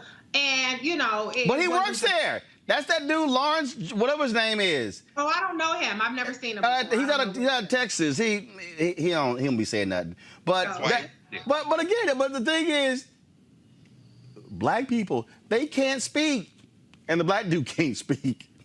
Well, they can speak, brother. I mean, like you said, in that previous thing, in fact, I reached for it while we were over here. Here's another one. This is Nicholas Johnson's book. You might have to put this in Roland's book club, Negroes and the Gun. If y'all can see that, the black we see it. Arm. Yes, sir. Black people speak. It's just that white people don't listen to their peril. That's why they're looking around now like, well, where did this come from? What do you mean? We've been saying this all along. If you don't listen to us, you'll suffer the consequences. We're not going to be the one that suffers the consequences. So if the brother wants to get his check, be quiet, kind of jump in there. And like you said, the optic of it says everything. There are no white men there. You are surrounded by white women. If you can't, to Reese's point, if you can't say anything then, that's all right, brother, because this conversation we're having every night on Roland Martin Unfiltered, this is where the conversation is. So when the thing blows up, I guess he'll probably find his voice then at that point. That's probably when he'll find it. And at that point, it'll be too late. All right, folks, got to go to a break. We come back. We'll talk with Reverend Raphael Warnock, who is running for the United States Senate in Georgia. Plus, we'll talk with a brother who used to work for the PGA about the racism he dealt with in golf. That's next. Roland Martin Unfiltered. This is the story of a coward and a commander. The coward Trump dodged the draft. Jim Mattis led American troops for 40 years. While a frightened Trump hides from protesters in a deep bunker firing off tweets, Jim Mattis does what he's always done, leads. While Donald Trump angrily attacks, General Mattis's words deserve to be heard by every American. Donald Trump is the first president in my lifetime who does not try to unite the American people, does not even pretend to try. Instead, he tries to divide us. We know that we are better than the abuse of executive authority. We must reject and hold accountable those in office who would make a mockery of our Constitution. Militarizing our response, as we witnessed in Washington, D.C., sets up a conflict, a false conflict, between the military and civilian society. It erodes the moral ground that ensures a trusted bond between men and women in uniform and the society they are sworn to protect. Who do you trust, the coward or the commander? The Lincoln Project is responsible for the content of this advertising. You want to support Roland Martin Unfiltered? Be sure to join our Bring the Funk fan club. Every dollar that you give to us supports our daily digital show. There's only one daily digital show out here that keeps it black and keep it real as Roland Martin Unfiltered. Support the Roland Martin Unfiltered daily digital show by going to RolandMartinUnfiltered.com. Our goal is to get 20,000 of our fans contributing $50 each for the whole year. You can make this possible. RolandMartinUnfiltered.com. I gotta say, Erica, Lincoln Project don't play around with those ads against Trump. Nah, they've been dropping them like mixtapes, and I'm here for it. I think that it's important that those people do talk to the folks that did help in part bring Trump into power. And it's really going to take a collective in order to move him out of power. It's not just on the strength of the Democrats, but people who really not just are tired of what we're seeing around the racial piece, but what we're also seeing in terms of how the United States is continuing to fall in the eyes of other countries. We've just seen recently where Europe has said that when they start to reopen in the month of July, that they are seriously considering not allowing folks from the United States to travel to Europe as well. So I think that it's going to be in the best interest of everyone to really get behind and make sure that Trump gets out of office in November. Those ads matter because here's the piece, Reese. They're dropping them online. They're also going to be running them in various key battleground states. They've also announced they're going to be backing Steve Bullock, the governor of Montana, who's running for the United States Senate. They're going to be targeting Republicans there as well with those type of ads. Yeah, and I've seen Donald Trump ads on TV where I am. And so it's time that somebody is going up against Donald Trump, and the Democrats, I guess, are holding their fire, or they're using their resources other places. So the Lincoln Project is stepping up. They're still the Never Trump Republicans, so I'm happy and encouraged to hear that they are actually backing Democratic senators, as well as just being against Trump, because that's where I want to make sure that they keep the same energy and towards of progress when we move into the next chapter, when the Democrats do take power, that they don't revert back to their ways of being team. Well, here's the deal, Reese. Bottom line is this here. Your friend today might be your enemy tomorrow. I can worry about tomorrow. Yeah. If they on your side today, fine. That's cool. Yeah. That's the deal. I don't understand, Greg. You're right. Today, it's useful for propaganda. But as Reese said, let's not make any mistake about it. Steve Schmidt, who is one of the founders with Rick Wilson and Kellyanne Conway's husband, George, one of the animating forces behind the Lincoln Project. Steve Schmidt, who was John McCain's campaign manager. Steve Schmidt, who went along with putting Sarah Palin in as the vice presidential nominee. Steve Schmidt, through Sarah Palin, is the grandfather of Donald Trump. You see, these Republicans, Trump is an embarrassment for them. But just like this, if you believe in this kind of thing, this traitor who's got a book out now, is a book I won't buy. You know damn well that it must be a hell of a book if I ain't gonna buy it. And I damn sure not gonna buy this boy's book. Somebody will give it to me eventually. But they are just the enemy of our enemy is our friend in this moment. But after this moment is over, these are our enemies. These are the people who want to get rid of Social Security. These are the people who want to throw people off of unemployment. These are the people. I mean, Steve Schmidt is not a hero. In fact, he's one of the reasons we have Donald Trump. The possibility of an idiot becoming president, you see a direct line from Sarah Palin to Trump. So, yes, in this moment, let us embrace them fighting each other and use it to the advantage. But do not forget that is step one for them. They're trying to redeem the GOP. Right. And the GOP is no less than, after that than now, the party of white nationalism. I'm good. Like the late Dr. Conrad Worrell said, take his ass out. Yeah. That's the goal. Take his ass out. Folks, Democrats just need to pick up four seats in order to take control of the United States Senate. They're leading big in Colorado, Arizona, leading in Maine as well. Could they pick up one of the two Senate seats in Georgia? Reverend Raphael Warnock. He actually says, yeah, and I'm going to do it. He's running for the United States Senate. He joins us right now.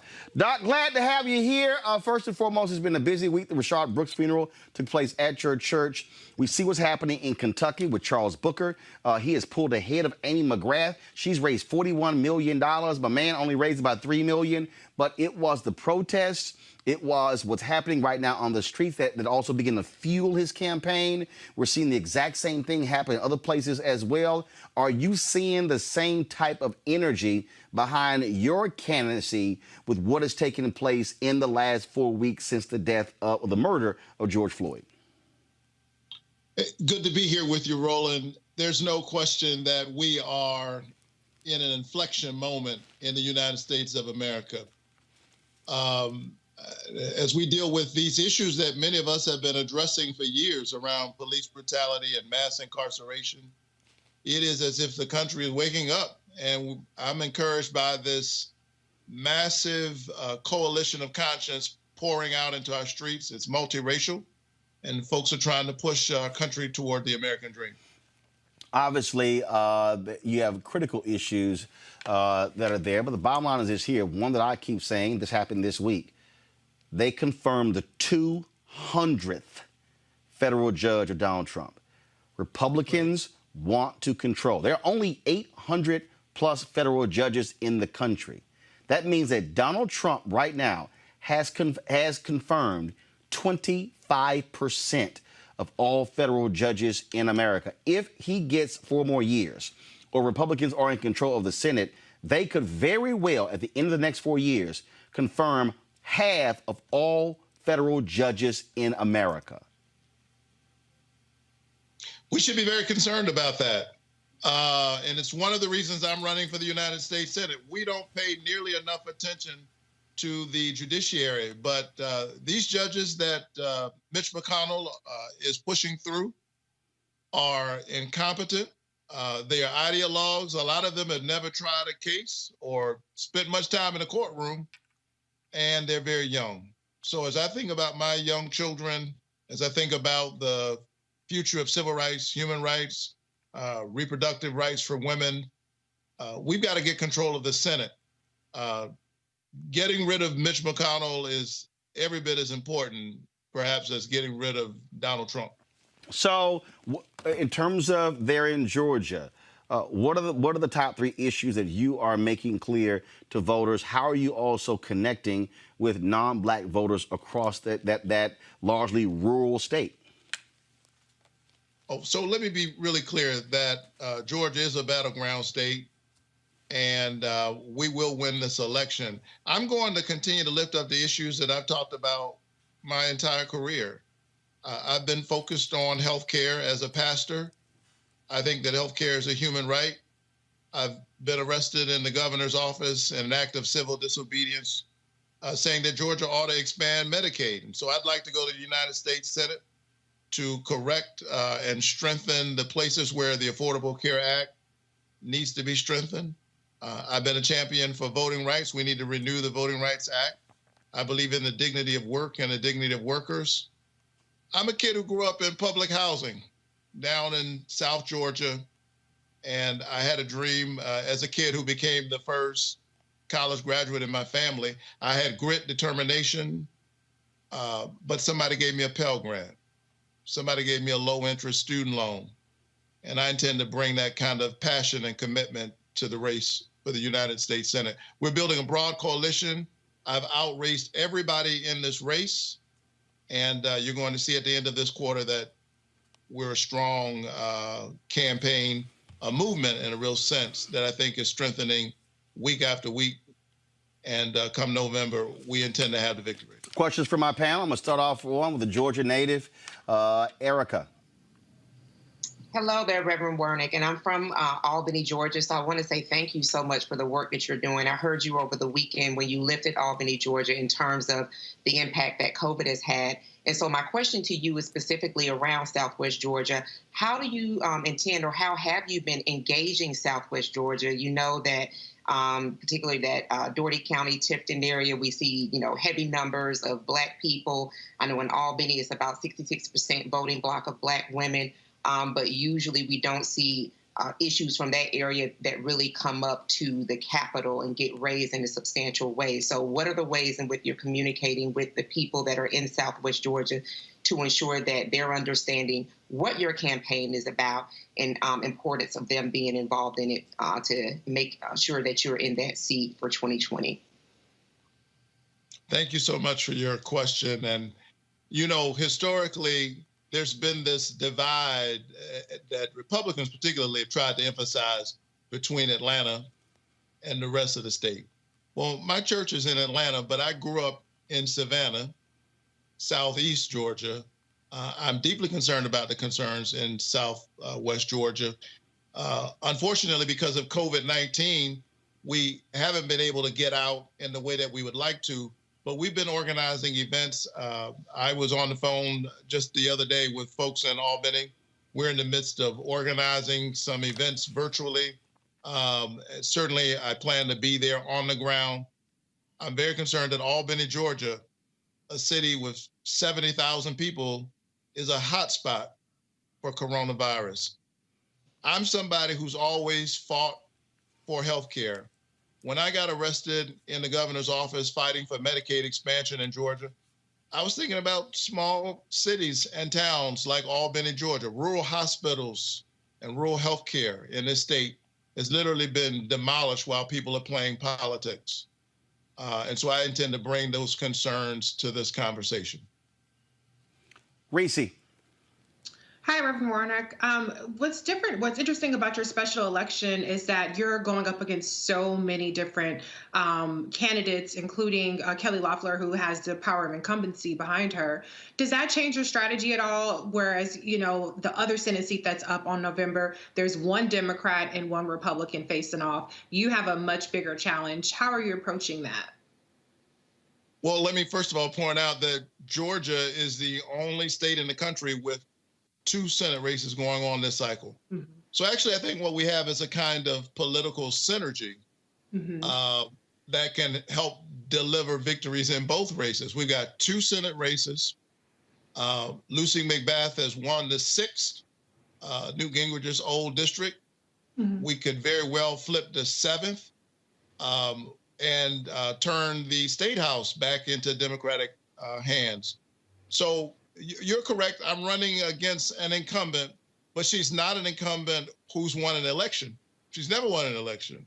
She was appointed by Governor Kemp, who has demonstrated that he doesn't make good decisions. And I intend to remind people that she was appointed by him. She's being challenged by Republican Congressman Doug Collins.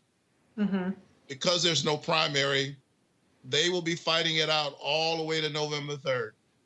And what we've got to do is strengthen our base, build out our coalition, and deliver the victory come November. If we don't win it outright in November, and I think we can win it in November, I will be one of the 2 persons in the runoff. And the runoff will be January 5th. We'll be the only Senate race in the country. Yeah. All Good right. luck to you. Greg Carr. Thank you so much. Thank you, Roland, and thank you, Reverend Warnock. Brother, I see, man, you got Sierra Lincoln, C.L. Franklin, Gayard Wilmore, Albert Rabbitoe. You got all the heavyweights behind you on their bookshelf, brother. But let me ask you, man, in line with what Reese has just asked,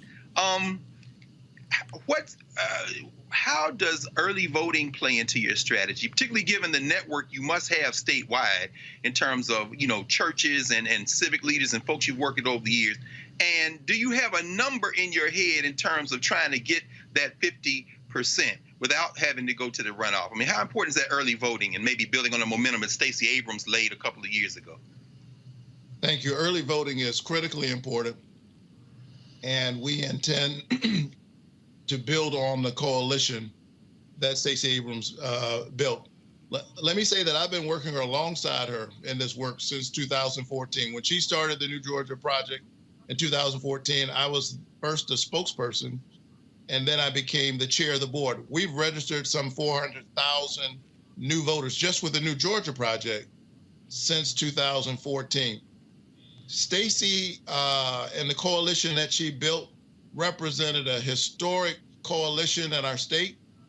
She won some 1.9 million votes. Nobody except Governor Kemp, who engaged in shameless acts of voter suppression, had more votes than Stacey in the history of the state. She only lost by 55,000 votes, less than a point and a half. We've registered some 700,000 new voters since that last election, half of whom are people of color and people under age 30. So we have the coalition. We intend to strengthen it and build it. We will be emphasizing vote by mail. I've hired a mail company that will be pursuing this aggressively. The other side knows that the momentum is with us. The wind is behind our back, which is why as late as today, they were trying to get rid of vote by mail. It will not stand. We saw a record turnout. 1 million Democrats turned out to vote in the primary. They withstood the heat and the rain because they understood that we're fighting 2 pandemics, COVID-19 and COVID-16-19, the virus of racism in America that has mutated from slavery to Jim Crow segregation to the new Jim Crow mass incarceration in the age of colorblindness. I continue to fight the good fight. All right, Pastor Raphael. I hope you all can hear me. I've been hearing myself twice, Roland. No, we're good. This whole interview. That's nothing. That's easy. That's easy. That's right. I preach every Sunday morning. Right. I've done that on television. You just block that out. You just keep going. That ain't no thing. That ain't no thing. So you just keep Roland, that don't even matter. You must have my sound crew. You must have my audio crew. No, I don't have your audio crew. You might have Teddy Riley's audio crew. I'll hook you up right, because now look, I've been doing the home studio for years. This ain't nothing new for me. Ladies and gentlemen, I want to raise an offering for the Roland Martin building fund. Oh no, you're absolutely right. No. You can go right ahead and raise an offering, because that's why we building this show, Black platform, reaching our people, and so that's why we're doing it, because the ability for us to be able to inform our people. We added 48,000 new subscribers to YouTube last month. We're gonna do 50,000 this month, and so we're trying to be self-funded. So just like you trying to get campaign contributions, we're trying to let our people know that we've got to build our own institutions, so we're not begging MSNBC and CNN to talk about our issues, and we can talk about them whatever we want to. And you're doing it. Let the pastor say, please go to warnock4georgia.com. You can go there and contribute to my campaign. All right, then. Reverend Warnock, I appreciate it. Thanks a lot. Thank you. All right, folks. Speaking of that, if you want to support Roland Martin Unfiltered, all you got to do is simply go to RolandMartinUnfiltered.com. Of course, we want to get 20,000 of our followers contributing at least $50 a year, joining our Bring the Funk fan club. Y'all, it is literally 50, almost 6,000 of y'all watching on YouTube right now. Y'all can give right there on YouTube. For all the people who contribute to the show, I told you I do personal shout outs to the folks who give $50 or more. But Cash App is Cash App, $RM Unfiltered. PayPal is paypal.me/R Martin Unfiltered. Venmo is venmo.com/RM Unfiltered. You can send a money order to New Vision Media, that's the parent company, NU Vision Media Inc., 1625 K Street Northwest, Suite 400, Washington, D.C., 2006. No, the show is not over, so everybody breathe. Don't go anywhere, because you don't want to miss the next conversation. And so, no, go pull the graphic back up, please. Again, I don't want y'all to miss that. Right now we got about 8,400 people. We want to get another 1,600 by the end of June to hit 9,000, so we can keep building, because we've got some phenomenal things. And here's a perfect example, y'all. Here's a perfect example. And I'm going to pull it up right now. I told you about, leave that up until I pull it up. I told y'all about, in terms of why we are doing this, okay? So earlier in the show, you saw us covering the Breonna Taylor rally that took place. Well, guess what, folks?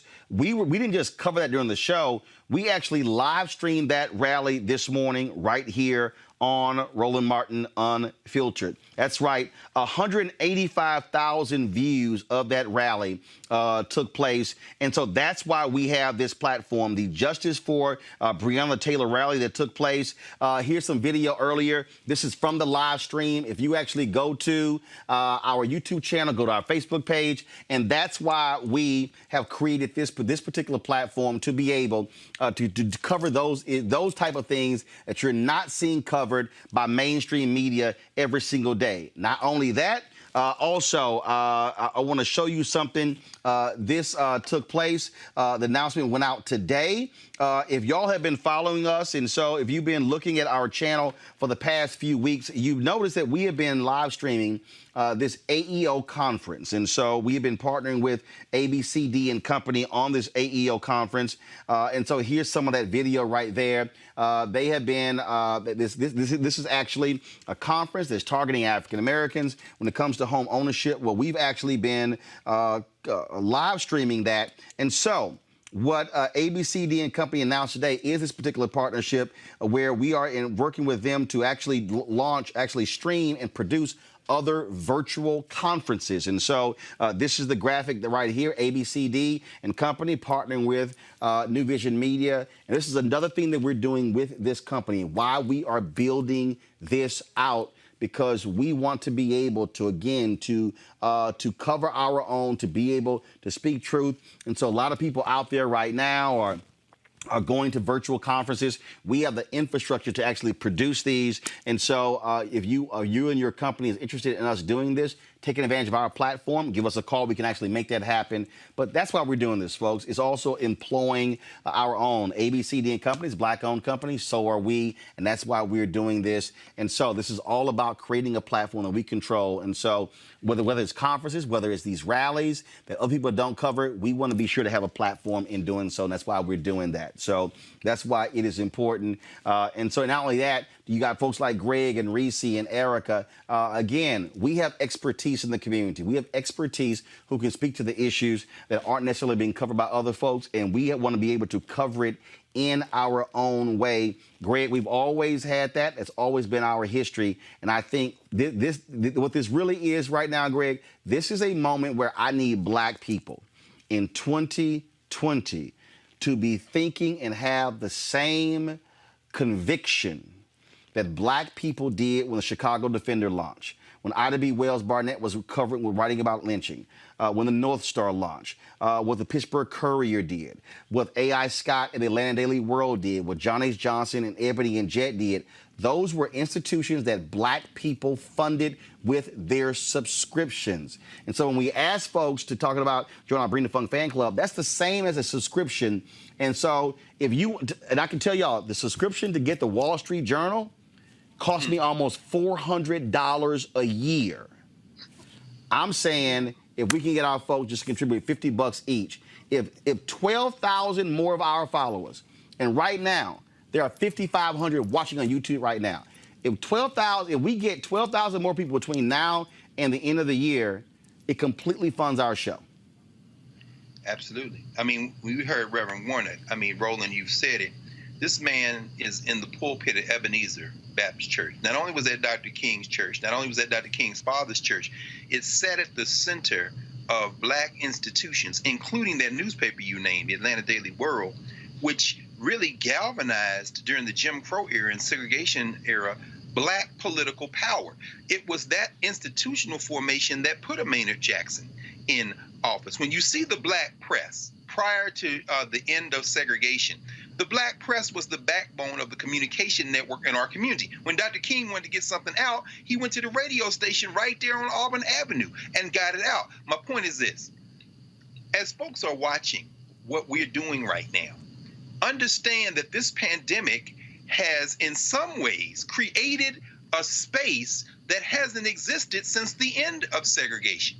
We are now on equal footing. You are watching this. You could click over and watch another commercial news entertainment venue. But people are now searching for the thing that troubles and resonates in their spirit. And the black press has always been that thing. But now during the pandemic, all of the prestige, all the brick and mortar stuff, all the big money pouring in to keep things in front of your face, those things are melting away. And what is re-emerging? That backbone of the black communications network. If everybody do a little, nobody has to do a lot. Put a little bit on it. When you see Bob Johnson talking about reparations, you know why that is? Because right now, institutions are dissolving and resources are being channeled other places. BET never got it done. And guess what? That day is over. It's time to put 5 or 10 or 15 or 20 on Roland Martin Unfiltered and watch as more and more people build this momentum. And we will have the force that we had in the days that we killed Jim Crow. We'll have that same force for the 21st century. And you can be a part of it now. And if we are independently funded, we don't have to ask anybody's permission in terms of what we can cover and who we can put on, because we control it. Right now, the Democrats are voting in the House on the George Floyd Act. Go to my iPad, please. You will see the actual vote tally right there. Right now, this is a motion to this is one of the changes. So this is not the final vote. The final vote is actually next, and so we're actually monitoring that as it speaks. And so we're going to go to our next story. Again, folks, you can give right now on the show, Cash App. You can give via PayPal, Venmo. People on YouTube, I'm actually looking. I can see right now who's actually giving on the site. So again, it's 5,578 of y'all watching on YouTube right now, and a lot of y'all watching for free. These cameras and these monitors ain't free. All right, y'all. We talk about what's happening now around this country since the death of George Floyd, and so many people are calling out instances of racism. Well, my next guest, Wendell Haskins, is one of those folks. He worked for the PGA of America, and let me tell you something, y'all. He dropped an open letter, a column laying out all the kind of crap that he had to deal with and what he wants them to do to change. He joins us right now. Wendell, how you doing, my brother? Great. How you doing, Roland? Man, Thanks for having me on. You laid this thing out in your letter. You talked about how you were marginalized, ignored, how you actually did things when you, of course, were leading diversity efforts there from 2014 to 2017. You're now Chief Marketing Officer for the Professional Collegiate League. Man, just give people a sense of what the crap that you had to deal with and when you were trying to help diversify the game of golf, a game that you and I both love. And we both love it, bro. We played together. We spent a lot of time on golf course. And as you know, golf changed the trajectory of my life pretty much. When I got into the game, I really set out to bring other people into the game, share my love for the game, as you know we both have, and introduce folks to the game. And I started my own Original Tee Golf Classic golf tournament in the year 2000, which you've been to and have attended several years in a row.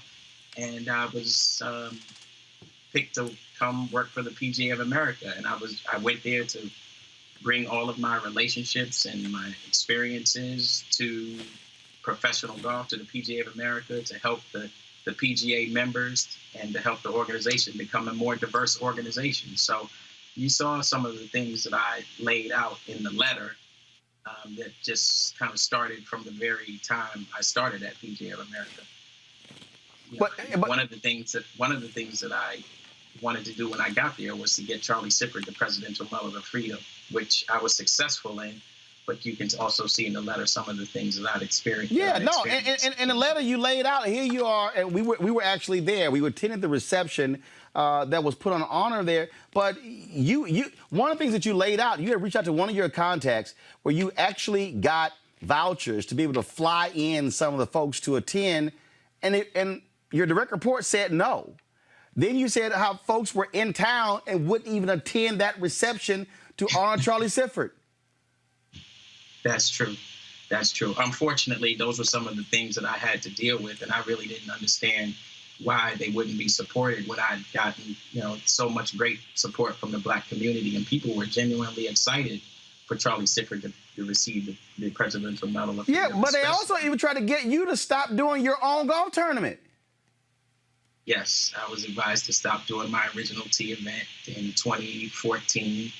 And that was the year I was actually honoring Renee Powell, who happened to be a PGA member nonetheless. So it was really disappointing to experience some of those things, but I had to endure them. And I kept, just taking it day by day. And, obviously very early on, I felt that there was a problem. That's why I documented so many things, because that became necessary. You reached out to an African-American guy who put up money for this minority collegiate golf tournament, and they pretty much ignored the guy, and he pulled his funding, realizing that wasn't getting the kind of support and that wasn't even your job to go out and raise money. But tell our audience how you worked the relationship to get Steph Curry as a golf ambassador. And then how they completely cut you out of it as if you never even existed when you were the one who set it all up. Yeah, well, I'm really heavily involved in the golf community, Roland, just as you are. You and I see each other on the golf circuit from time to time. And, we attend some really outstanding events where the Black golf community is really robust. And that was something that I really wanted to share with the world. I knew Steph Curry was an avid golfer. I knew he was a good golfer at that. So it wasn't just that he played golf, but Steph is pretty much a scratch golfer and one of the most popular athletes in the world. And I thought, wow, this would be a guy who'd be a great role model and an example to be an ambassador for the PGA of America's Junior League Golf Program. So, everyone in the office knew that I was going to pursue Steph Curry because that's all I talked about for a while. Wouldn't it be great? You could have Steph Curry be an ambassador for golf along with Ricky Fowler, Rory McIlroy, Lexi Thompson, and Michelle Wie, even though he's not a professional, a tour player. And, I had a great relationship with the NBA. I always have. The NBA has been a sponsor of my Original Tee Golf Classic since day one. And they were very helpful and instrumental in introducing me to Steph Curry to talk to him about it. So I flew out to the NBA Finals in Cleveland after a game. A good friend of mine who was in player relations at the NBA introduced me to Steph. We had a brief conversation. He said, let's talk, when the season is over, and I'd love to hear more about what you're talking about. And that's pretty much all I needed. So I just waited for his call. Several months later, he gave his team gave me a call. It wasn't Steph himself, but he gave me a call. His team gave me a call and said, come on out to Oakland, and let's just discuss what you're talking about. Now, I had to talk to his team and give him a little background of what it was about and so forth, which was great. I had no problem doing that. So when I took it to my direct report at the time and said, I finally got the meeting with Steph Curry, he paused a beat and said, let's talk about it in a few. I said, when is the meeting? And it was within 10 days. And I was just doing anything that I could to get on Steph's schedule. And then he came back to me and said, I have something on my calendar that day. Why don't you try to reschedule it? So I said, I wouldn't advise that we try to schedule a meeting with Steph Curry. He's very busy. He's one of the most popular athletes in the world. And I waited a long time to get this meeting. And, he said, I have something on my schedule, so try to reschedule it. So I really had no recourse. Had I gone ahead with it, I really wouldn't have had the authority or the approval to negotiate anything with him. And so I had to call his people and say, look, my leadership really wants to be there, and let's try to reschedule this when my leadership can be present. I did that per his direction, and then shortly after, he went and called his agency, which was Octagon, and I guess rescheduled the meeting. So he reschedules the meeting with Steph Curry. Don't invite you to the meeting, the very meeting you set up. Yeah, by that time I was making my exit. So he set up the meeting for himself. He went and took the meeting with Steph Curry, and he had it and negotiated the partnership with Steph Curry to be the ambassador for Junior League Golf Program. Yes, that's how it happened. Erica, bringing in Erica Reese and Greg, we're now seeing, and first of all, African Americans like Wendell in all kinds of different areas are now speaking up, calling folks out and putting them on and forcing them to have to deal with this stuff. Well, you look at what's happening in ABC News, where former employees are speaking out about Barbara Fadida, who's been placed on administrative leave. We've seen where just yesterday, the West Virginia University defensive coordinator had to apologize to football players for his comments. The Iowa athletic department strength coach actually was forced out because of what athletes saying. What is happening, I keep saying, Erica, this is the reckoning. And I dare say that this is the moment, if you're black and you're working in these places, if you're still there, speak up now, because, hell, this is the best moment to put this stuff front and center. Yeah, it is, because there's literally almost nothing to lose, because there are companies and corporations who, because of the hour that we're in, the moment that we're in, and the movement that we're seeing, that there has to be some level of reconciliation with the rampant, literal black labor and just really white taking of what has been laid out by black labor. So I guess, like, one of the things that I'm really kind of struggling with, just kind of taking it in after I read it, but then after hearing you talk about it, Wendell, is what, for you to have constructed this piece, what all kind of went into you actually making the decision that now was really the time to really lay out to bear all of this work that you put in order to do something that was going to be a benefit for not just, black children, but for children of color, just children largely. What all went into you being able to sit down and really pen this piece to really lay out and let people know largely what happened? Well, thank you. I had all of the notes from that time, from my entire period at the PGA of America. I've moved on. I work for the PCL. I'm the chief marketing officer for a startup called the Professional Collegiate League. So that experience is 3 years behind me. But, when the George Floyd incident happened and all of the sports leagues and organizations were putting out their statements on their position statements on the George Floyd incident, PGA of America was a little slow to it. And when they did, their CEO, Seth Waugh, and their president, Susie Whaley, put out statements pretty much saying, we need to have more kindness and faith and hope in the golf industry, and that, we need to have a better understanding of what black people experience to make a better world, to make the golf a better place. So they just really seemed like empty platitudes to me. And they ended the article by saying suggestions on what you think should be done. So I just said, wow. But the kicker of that as well was that in the article that I read with that position statement, the picture that they used for that announcement was a picture with the CEO and the president with Steph Curry.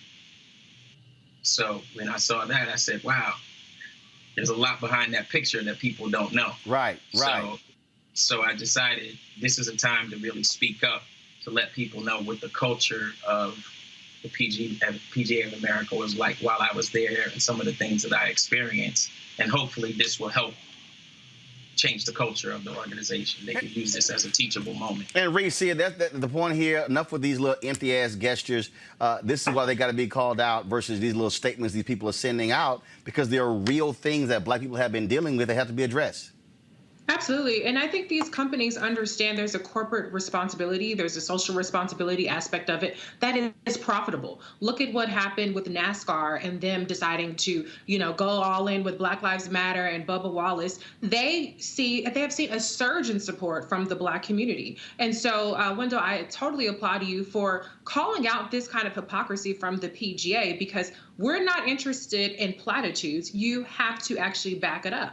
But the question I have for you is, do you think it's helpful in situations like what you've laid out with Steph Curry? And I'm not trying to say that he did anything wrong here, but do you think it's helpful to try to get black celebrities or black people who have social status to insist on working with the black leaders within these organizations, and instead of just kind of going along with whoever reaches out to them? Do you think that there's a way of trying to encourage the people who have that power? Some people use it. Some people say, I want a black photographer, I want a black hairdresser, or whatever number of things. Do you think that's something that we should be encouraging a lot more?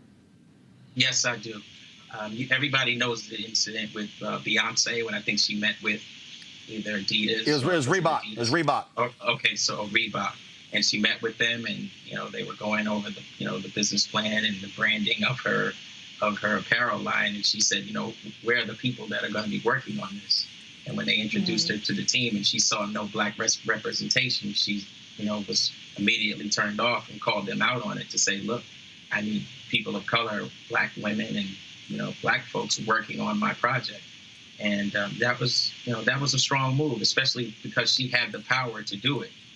So it is very important. In Steph's case, I don't think it was presented to Steph in a way that my presence was necessarily missing. I think it was presented to him in not so clear of a way that I just wasn't on the project anymore. So, but it would have been great for him to be able to say something and advocate for someone that he knew initiated this. So whenever there's the opportunity to advocate for, black people or people of color to be on projects that have the cultural competency and the knowledge of culture to be able to add value to your projects, by all means, you should speak up. Last question, Greg Carr for Wendell Haskins. Thank you, Roland. Brother Haskins, I can't thank you enough, brother. Reading that 8-page letter really, really, really connected a lot of things for me. And, of course, we know, was it 2003 or 4? Was it Hootie, whatever his name was? It was like, we'll play the Masters with no sponsor. Darius Rucker. So, I mean, Hootie Johnson. Tennis Hootie Johnson. The last bastion, more so than NASCAR. Golf is the last bastion, brother. I mean, they don't want no black people in golf. I mean, so when in reading that letter, when you bring up a guy like Calvin Sinnett, I know Calvin Sinnett, his wife, Eleanor DuVernay Sinnett, was at Howard for years, more than Spingarn. Calvin Sinnett And Ellen Sinet knew Malcolm X. They spent time in West Africa. He's the historian, brother. So that's not a slight. That's a deliberate thing. So I think about this, and this is a question I really want to ask. You know, when Hootie Johnson said, we're going to play the Masters, we don't care about money. We got money. And we know Augusta National sits on John C. Calhoun Road in Augusta, Georgia. These are white supremacists. When Tiger Woods won that first Masters in '97, and he named Charlie Sifford, and he named Teddy Rhodes, who played at Pearl High School in my hometown, Nashville, Tennessee, and Lee Elder, you know, how much of this is about preventing another Tiger Woods?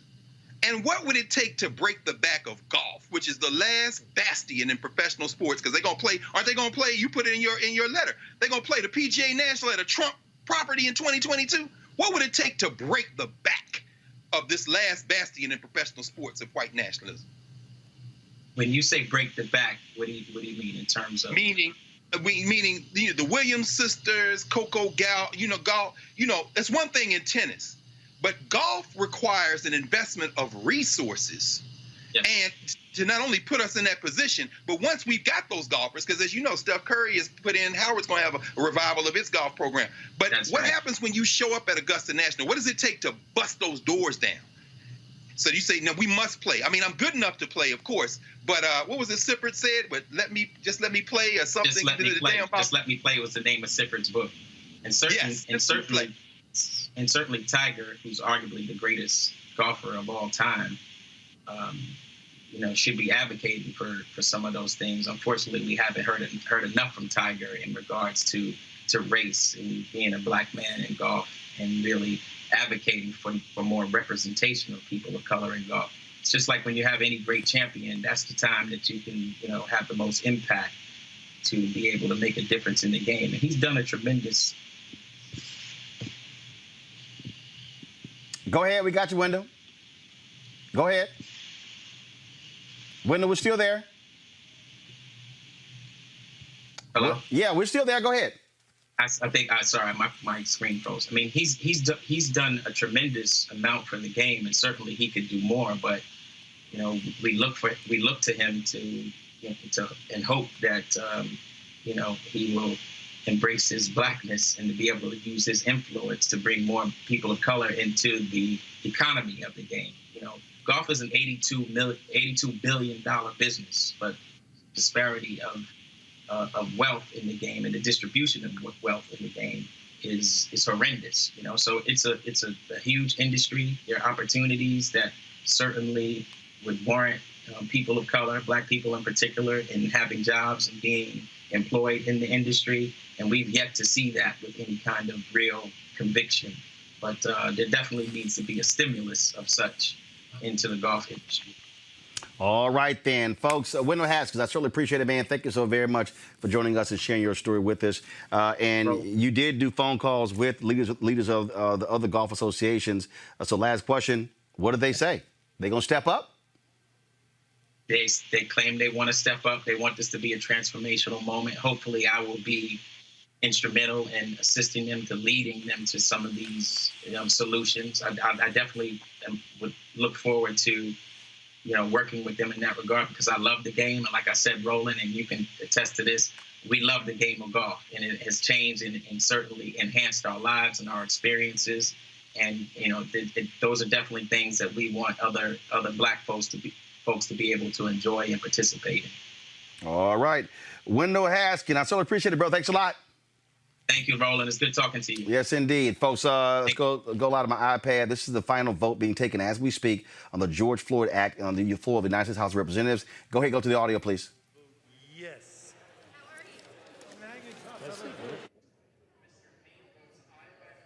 So, as you see right now, 102 Democrats have voted for. You have 97 Republicans who have voted nay. Right now it's 103 to 97. And of course, it's 10 more minutes for them to vote. They will, so a lot of times they will leave it open a little bit longer. Go right ahead. House Resolution 965. I inform the House that Ms. Axney will vote aye on H.R. 7120. So, We're going to break it all down tomorrow, folks, what the final vote tally is, and then, of course, what happens next. Democrats blocked the Senate bill. We'll see if Senator Tim Scott wants to bring it back up and work with the Democrats on making revisions to it. We'll be covering all of that, folks. Don't forget, Roland Martin Unfiltered, to join our Bring the Funk fan club. A lot of you have already been joining right here on YouTube as well as via Cash App. And so tomorrow, I'll read the names of everybody who's giving $50 or more. I got some checks over here, so we'll announce all of those folks tomorrow. Again, this is about being independent and black-owned. Greg, Reese, Erica, thanks a bunch for being on the panel. Thank you so very much. Look at y'all. Y'all just holding. Look at y'all. I see y'all. All right, then. Black media support Roland Martin Unfiltered, everybody, today. Do it today. And I don't know who had more books, whether it was Greg or Raphael or Warnock.